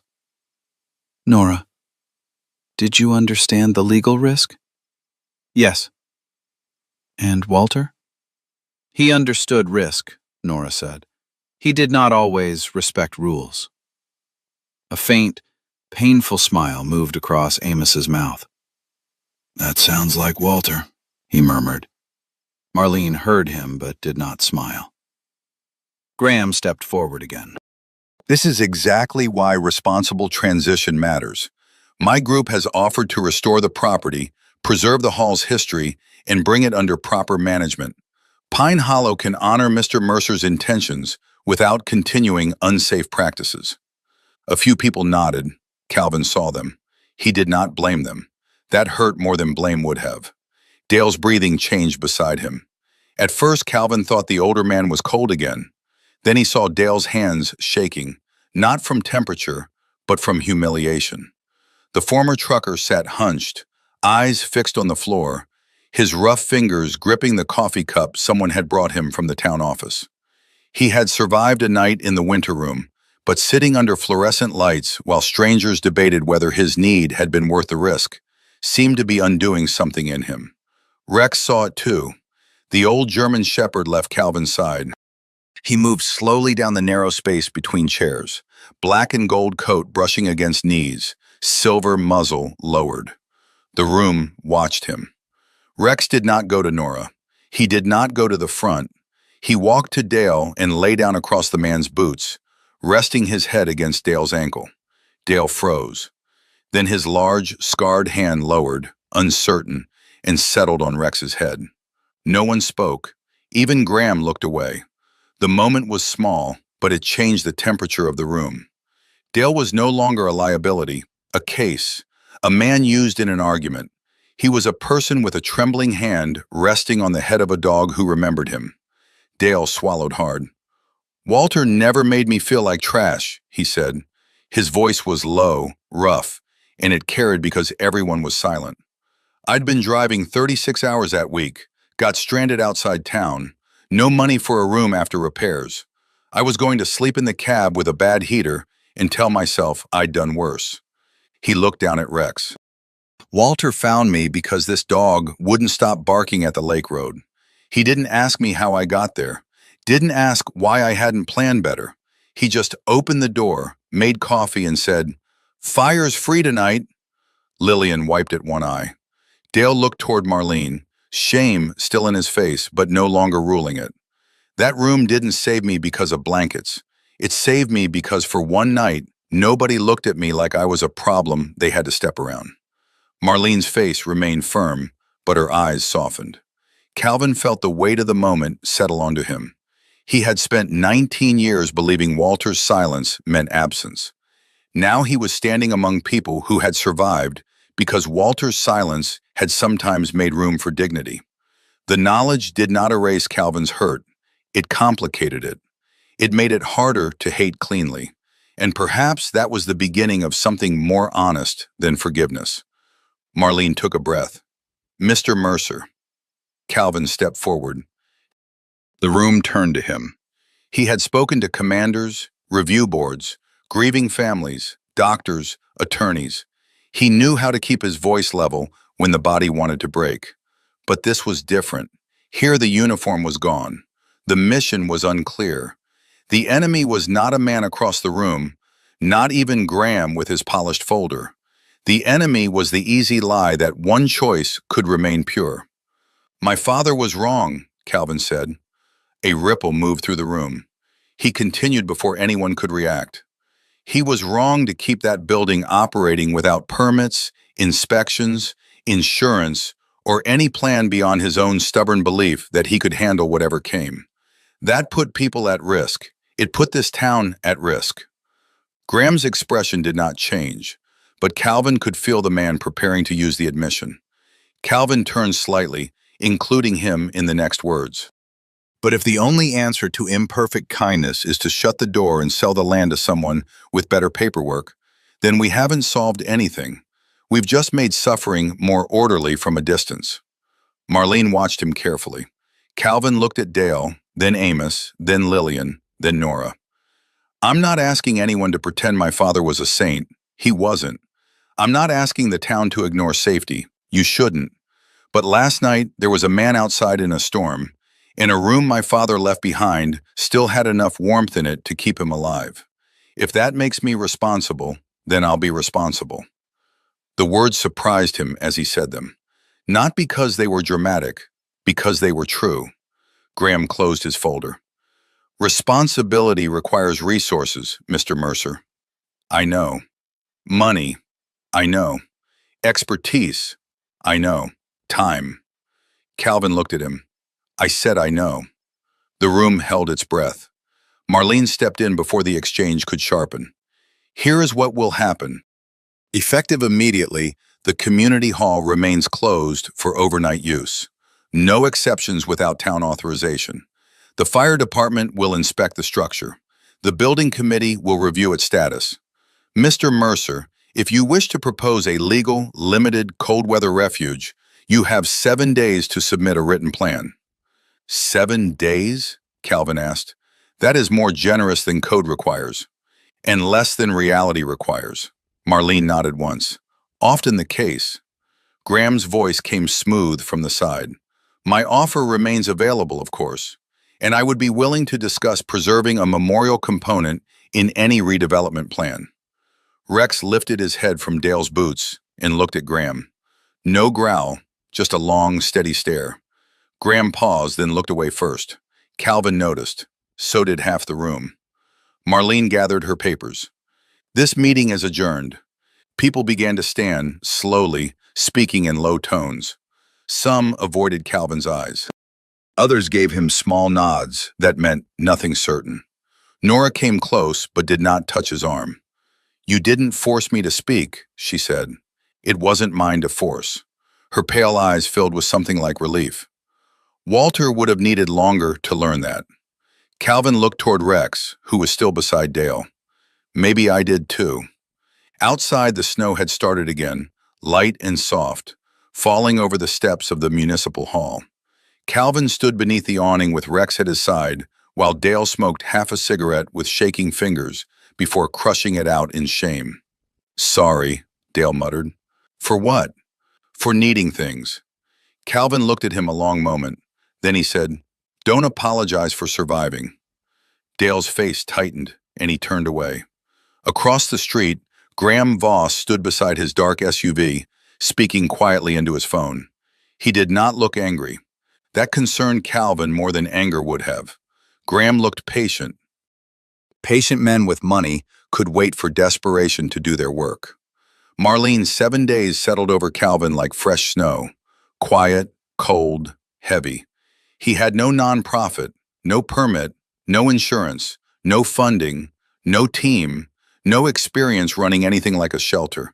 And on the passenger seat of his truck, where Rex had once rested his head to stop him from leaving, Graham's contract still waited in its leather folder, clean and ready for his signature. Calvin looked down at the old German shepherd. Rex looked back, amber eyes steady, tired but trusting enough to hurt. For the first time since coming home, Calvin did not think about escaping Pine Hollow. He thought about how impossible it would be to stay. And then he opened the truck door anyway. By the time Calvin Mercer drove back from the municipal hall, Pine Hollow no longer looked like a town waiting for him to leave. It looked like a town waiting to see what he would do. The snow had softened again, falling in loose, white flakes over the windshield, the road, the dark pines, and the quiet houses tucked beneath their steep roofs. Smoke rose from chimneys in thin gray ribbons. A woman outside the grocery paused with a bag of salt in her arms and watched Calvin's truck pass. An older man clearing his walkway lifted one gloved hand, then seemed to think better of it and returned to his shovel. No one shouted, no one accused. That was worse. Calvin understood pressure when it came as an order, a deadline, a briefing room full of hard eyes. Pressure with shape could be handled. This was different. This was a whole town holding its breath around a question no one wanted to ask directly. Would Walter Mercer's son sell the land? Or would he try to carry what Walter had carried in secret? Rex sat in the passenger seat, old body upright despite the fatigue in his joints. His black and gold coat was dull with the day's dampness, the silver around his muzzle catching the gray light from the windows. The scratched metal tag on his brown leather collar tapped softly whenever the truck rolled over uneven snow. He did not look at Calvin. He looked through the windshield toward the road ahead, as if the decision had already been made and he was waiting for Calvin to catch up. "You know," Calvin said, voice low, "there's a difference between loyalty and poor judgment." Rex's torn ear twitched. Calvin almost smiled. Almost. At the house, the contract from Graham Voss still lay in its leather folder on the passenger seat floor. Calvin picked it up, carried it inside, and placed it on the kitchen table. Then he set Marlene Cross's written notice beside it. 7 days.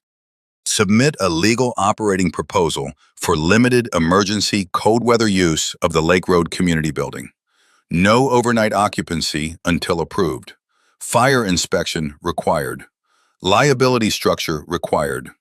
Volunteer protocol required. Emergency response plan required.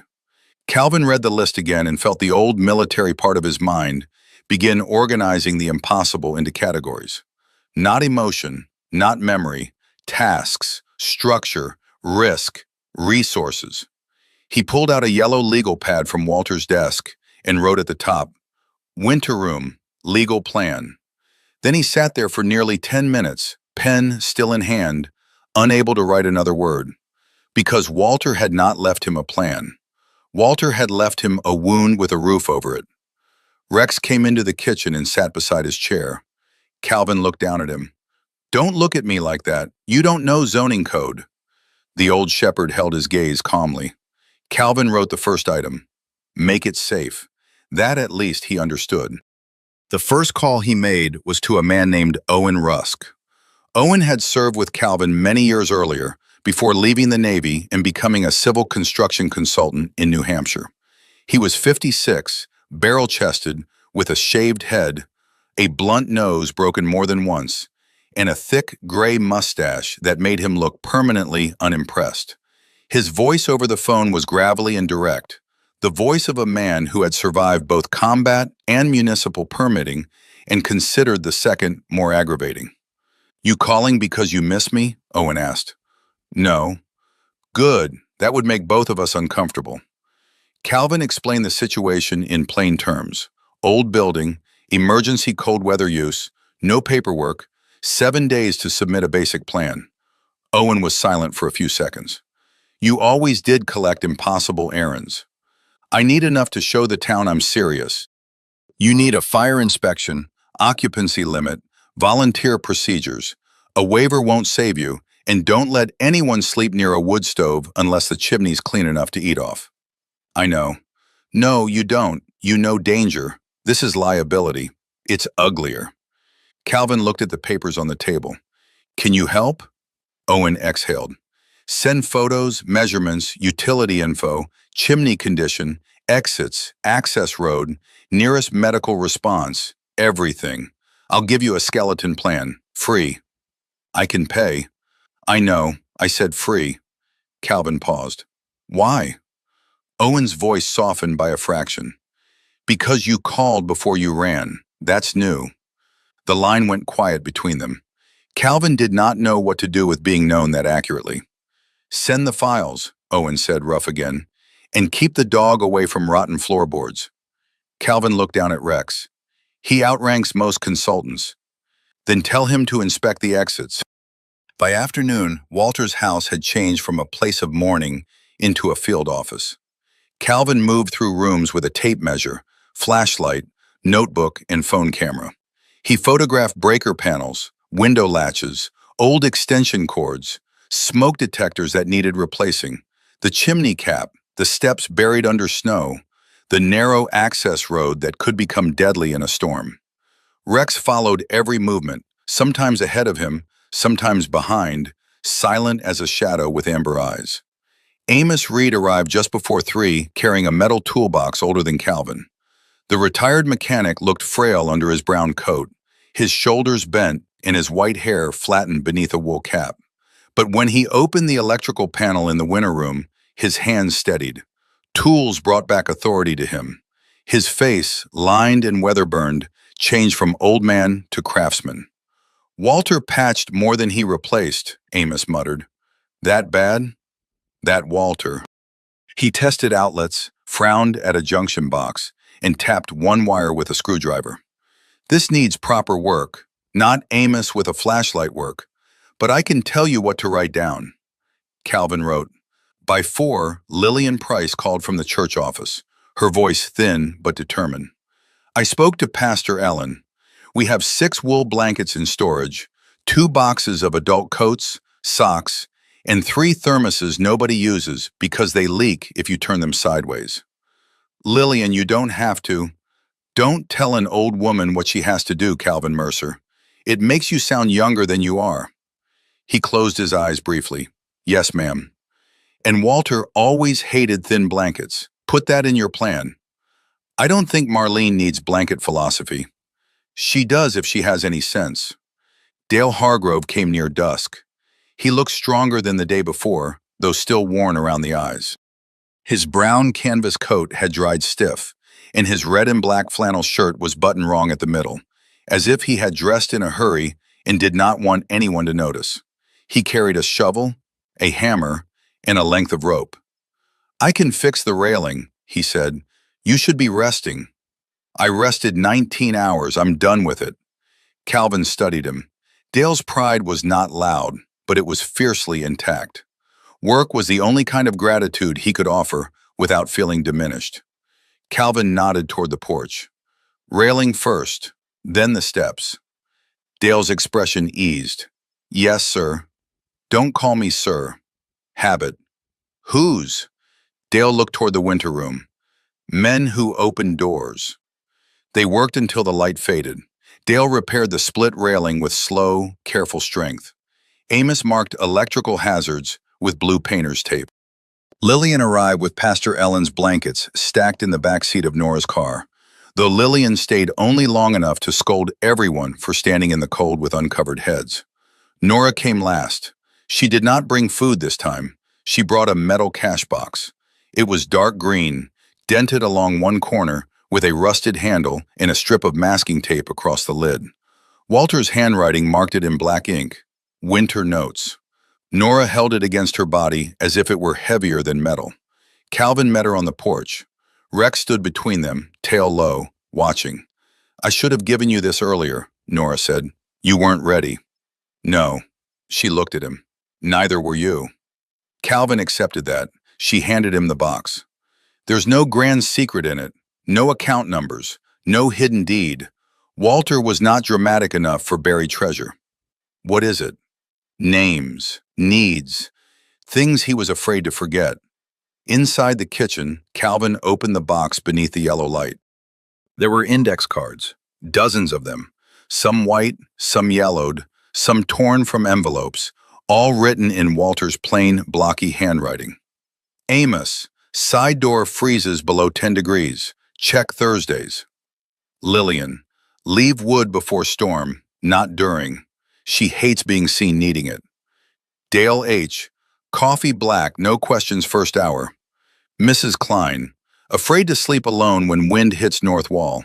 Invite to hall if power fails. Blue Jacket Man, never asks for food until Rex sits beside him. Unknown Veteran, March 2018. Start fire before speaking. Hands shake at loud noises.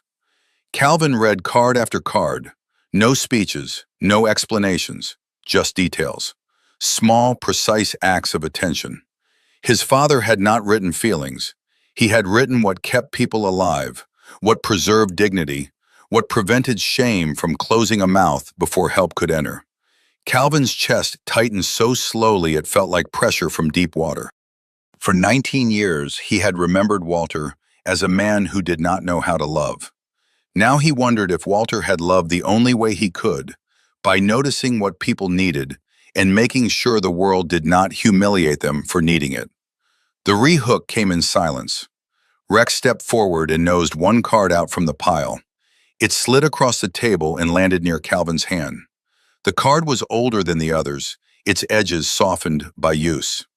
Calvin hates being asked to stay. Leave porch light on anyway. Calvin did not move. The kitchen, the snow, the sound of Dale hammering outside, Amos coughing near the mudroom, Nora's quiet breathing across the table. All of it seemed to fall away. He stared at his name in Walter's handwriting. Not an apology, not an explanation, a note, a habit, a father's instruction to himself. Leave porch light on anyway. Calvin thought of every birthday call he had ignored, every Christmas deposit he had sent instead of a message. Every year he had imagined Walter sitting in bitterness, punishing him with silence. And all those years, maybe the porch light had still been burning on storm nights because Walter did not know how to ask his son home. But he knew how to leave a light where it could be seen. Nora looked at the card and covered her mouth with one hand.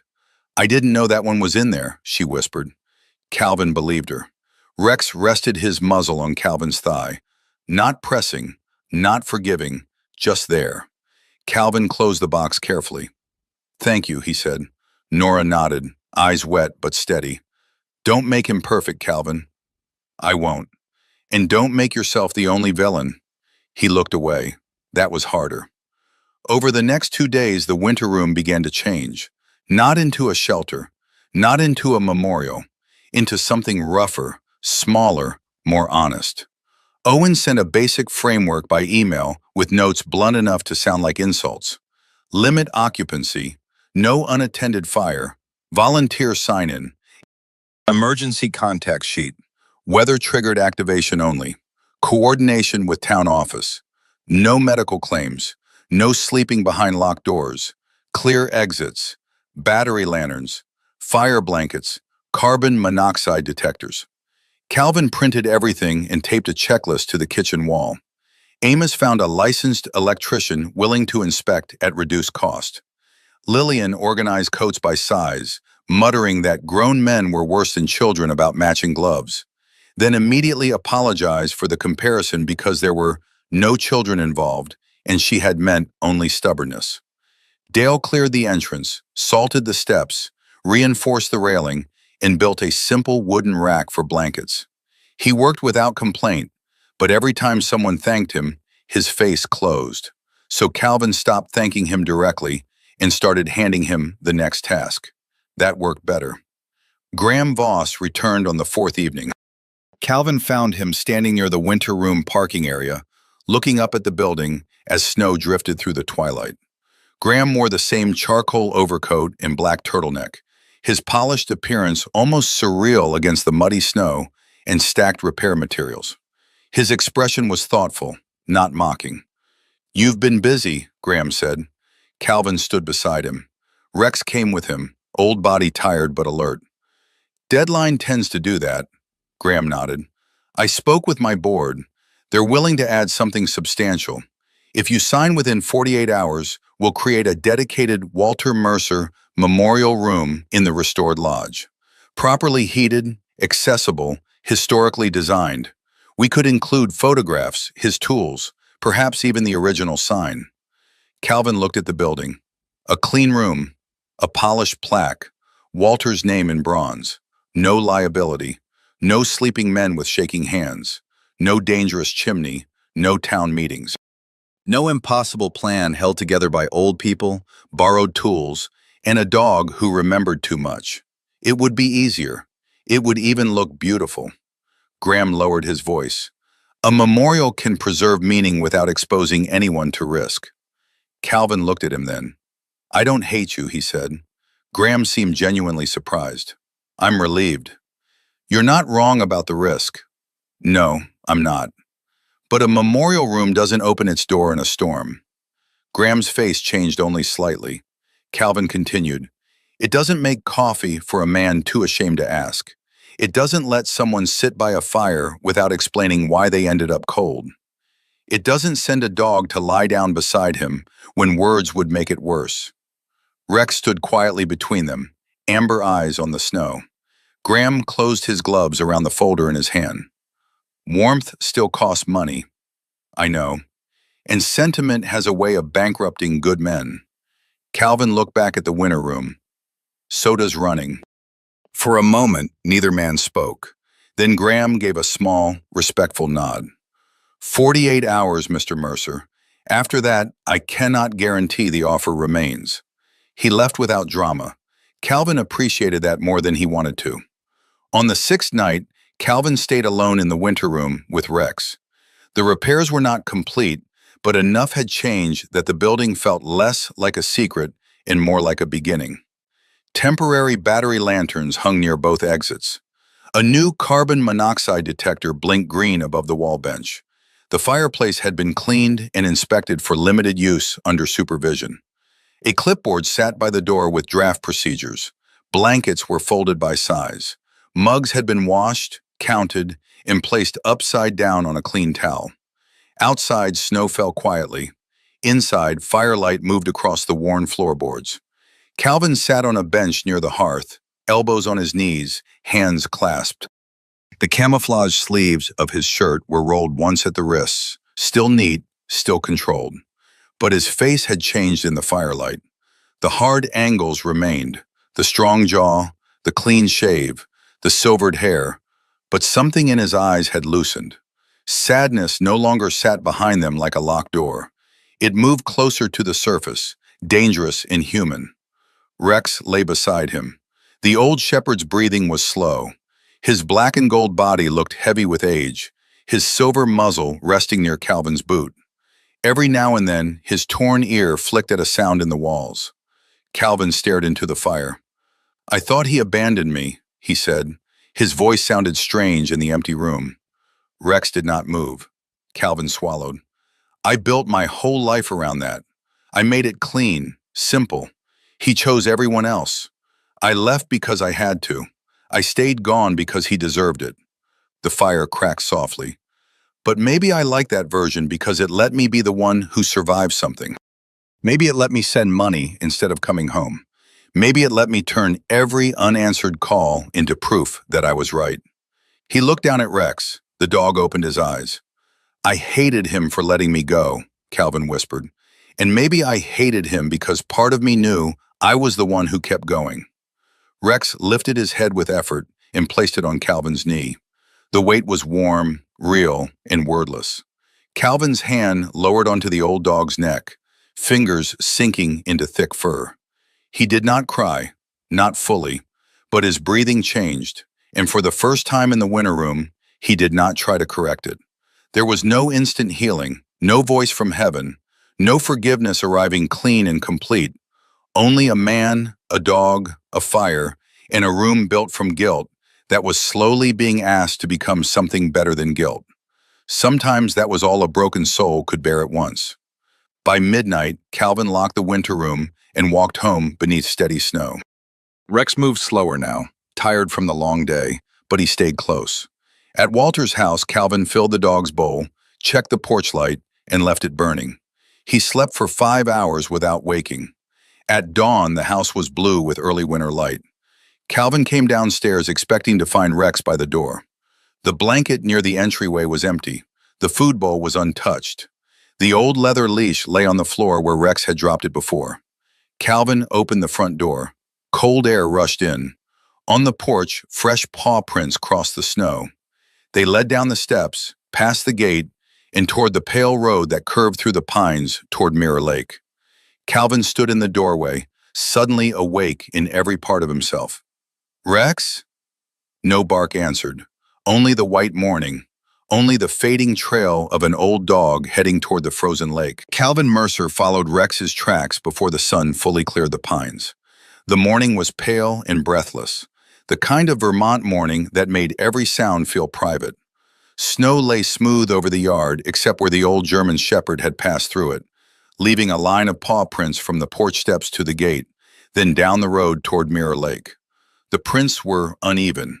One dragged slightly, not enough to mean injury, but enough to make Calvin's chest tighten. He did not call out again. Something in the stillness told him Rex had not wandered. Rex had gone somewhere on purpose. Calvin moved quickly, his long-sleeved green camouflage outfit buttoned neat despite the cold, his broad shoulders squared under the weight of fear he refused to name. At 55, he still moved with the controlled economy of a former Navy SEAL. But this was not a mission. There was no map, no briefing, no team at his shoulder. There was only a fading trail in new snow and the awful awareness that the old dog had been carrying too much for too long. The lake road curved through black pines dusted white. Morning light shone between them in narrow bands. Each breath Calvin took burned cleanly in his lungs. Beneath his boots, snow compressed with a soft, steady crunch. The world seemed almost impossibly peaceful, and that frightened him more than wind would have. He found Rex near the western edge of Mirror Lake. The old shepherd lay beside a wooden chair, half buried in snow, facing the frozen water. Calvin stopped. He remembered the chair. Walter had built it years ago from cedar and iron bolts, wide-armed and heavy, the kind of chair a man placed somewhere not for convenience but for ritual. Calvin had seen it once as a teenager, unfinished in the workshop.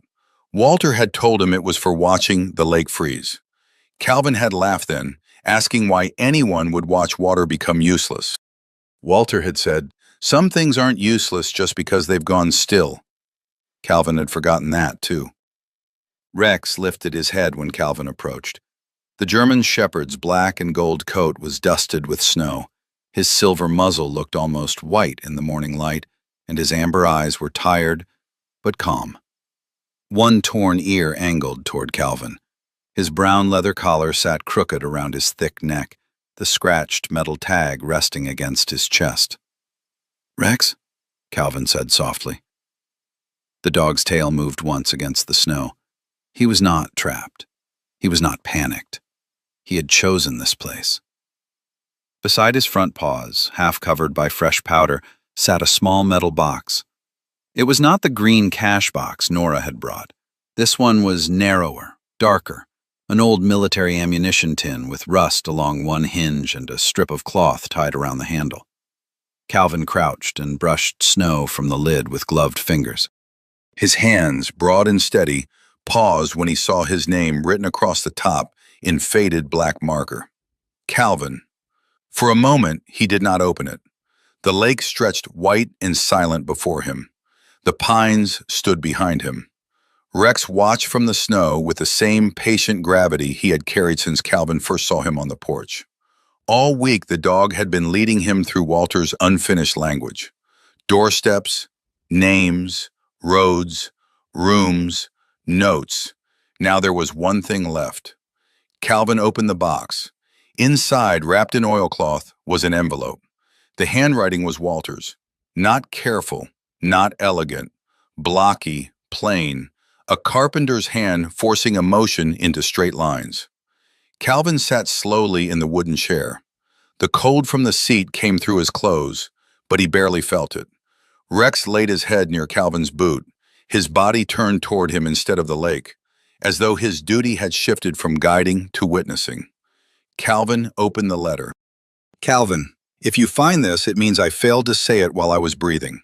That is not new. I failed at many spoken things. You deserved a father who could ask you to stay without making it sound like an order. You deserved a man who could say he was proud of you before pride turned into silence. I was better at fixing a chimney than fixing a sentence. That is not an excuse.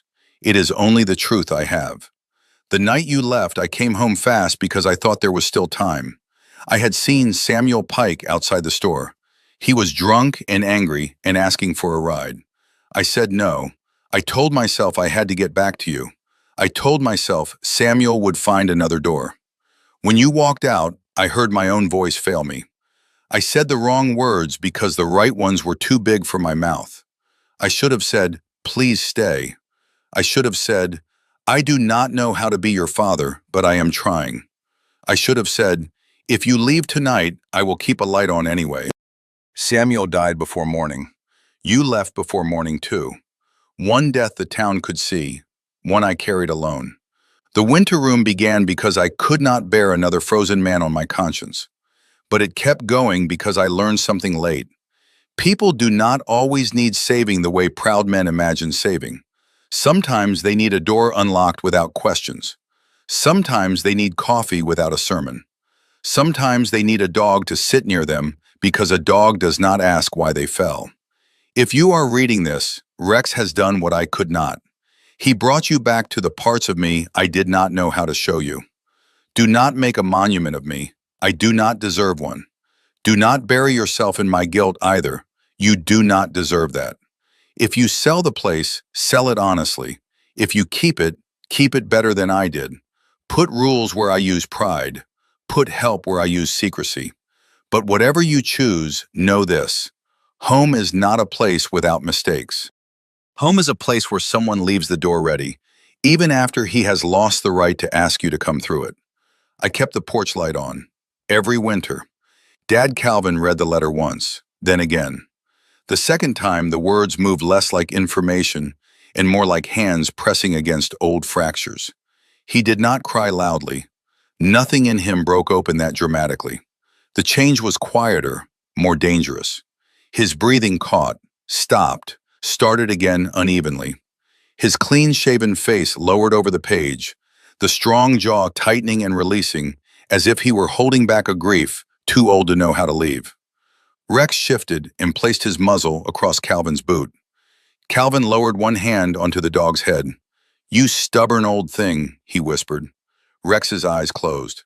For the first time since returning to Pine Hollow, Calvin did not feel as if he had arrived too late to everything. He had arrived late, that was true, but late was not the same as never. By noon, Calvin had placed Walter's letter back in the metal box and carried Rex home. The old dog walked part of the way, then slowed near the hill. Calvin did not hesitate. He bent, gathered the German Shepherd carefully in his arms, and lifted him against his chest. Rex was heavy, all bone, fur, age, and dignity. Calvin's broad frame carried him steadily through the snow, past the pines, past the curve of the lake road, back toward the house where the porch light still burned faintly in daylight. Rex did not resist. He rested his head against Calvin's shoulder. Anyone watching might have seen only a man carrying an old dog home. But Calvin knew better. He was carrying the last living witness of his father's promise. The town meeting took place that evening. This time, the room felt different. Not easier, different. Marlene Cross stood at the front with a folder in her hands. Navy parka open over a dark sweater. Deep red scarf looped at her neck. Her silver-threaded brown hair framed a face still firm, still practical, but less guarded than before. She had read Calvin's proposal.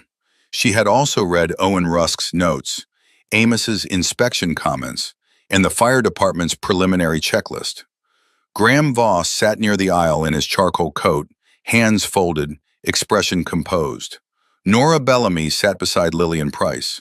Nora's cream sweater and brown shawl made her look soft under the fluorescent lights, but her pale blue eyes were steady.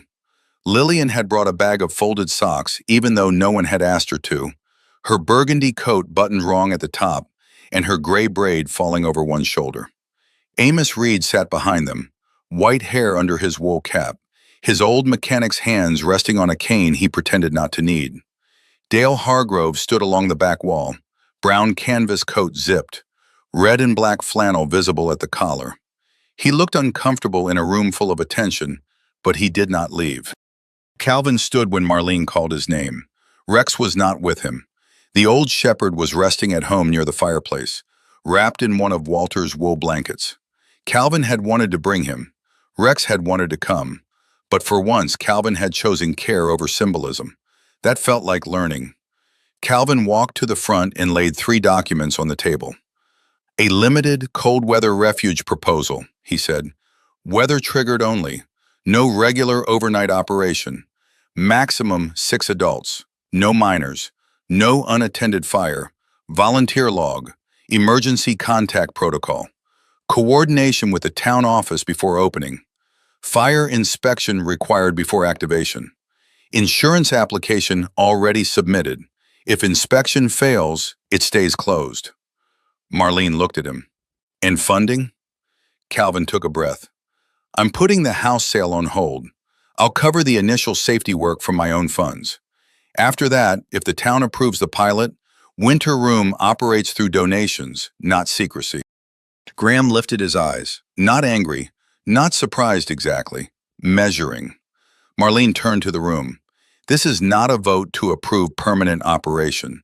This is a vote to allow Mr. Mercer to continue the permit process and prepare the building for a supervised trial on declared severe weather nights only.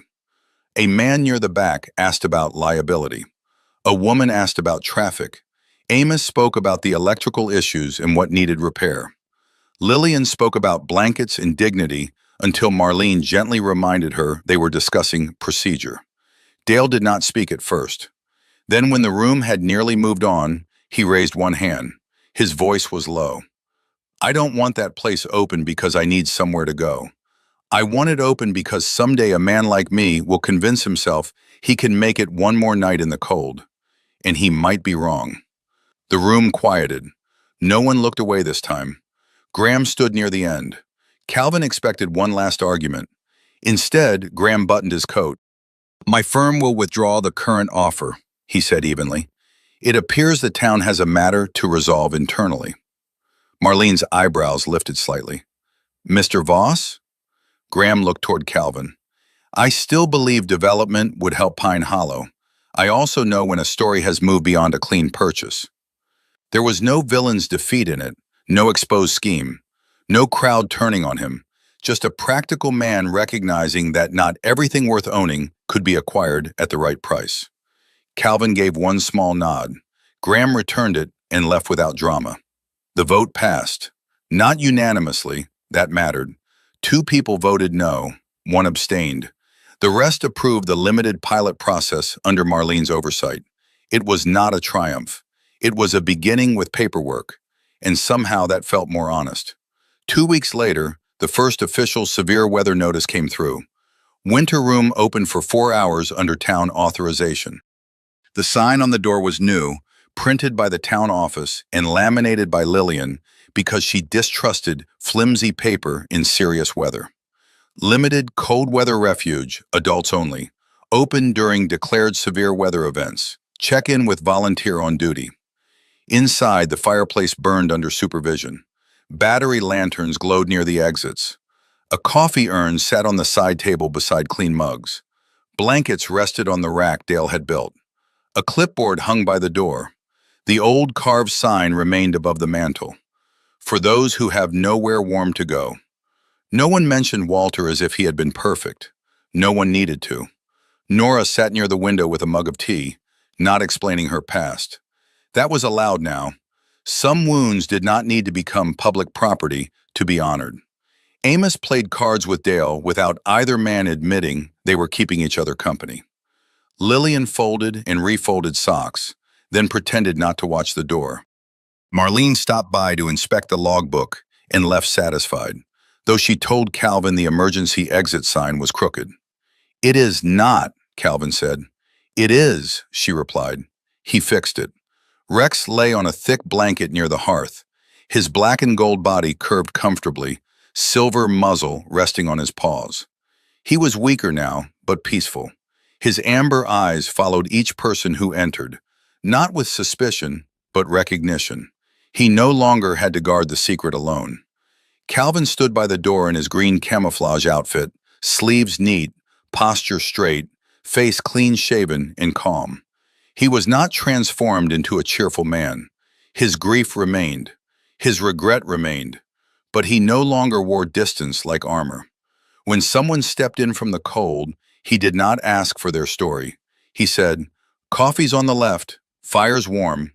That was enough. Late that night, after the last visitor left and the official closing time passed, Calvin locked the winter room and carried Rex back to the house. Snow fell gently, bright under the porch light. The old dog was tired, his head resting against Calvin's arm, but his eyes remained open, watching the road, the pines, the house. At Walter's porch, Calvin paused. The light above the door glowed warm against the snow. For 19 years, he had imagined that light as something ordinary. Now it looked like a language. He sat on the porch step with Rex beside him, wrapped in a blanket. The lake road was visible through the trees, and beyond it, far off, the winter room's windows shone gold in the dark. Calvin rested his hand on Rex's neck. "I'm not leaving tomorrow," he said. Rex gave a long, tired sigh and leaned against him. Calvin did not say everything was healed.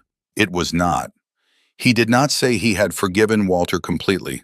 Forgiveness, he was learning, was not a door that opened once. It was a porch light kept burning through weather. He looked toward the glow by the lake and listened to the quiet breathing of the old dog beside him. A house could not erase winter. A letter could not return the dead. A room could not save everyone. But if there was still fire inside, if there was still a dog old enough to remember the way home, and if there was still one man willing to open the door, then maybe the cold did not get the final word. Not tonight, not in Pine Hollow, not while the winter room still had its lights on. In the end, Calvin learned that doing the right thing is not always the easiest choice, and kindness without responsibility can still leave people in danger. But he also learned that a closed door can be opened again, not by perfect people, but by people willing to stay, repair what was broken, and make warmth safe for someone else. Maybe in our own lives, the question is not whether we can fix every winter around us. Maybe it is whether we can notice one person standing in the cold and choose not to look away. If this story touched your heart, share your thoughts in the comments. Tell us what Rex and Calvin's journey made you feel. And if you believe stories of loyalty, second chances, and quiet courage still matter, please subscribe and join us for the next one. May your home be warm, your heart be steady, and may you never forget the power of one door left open.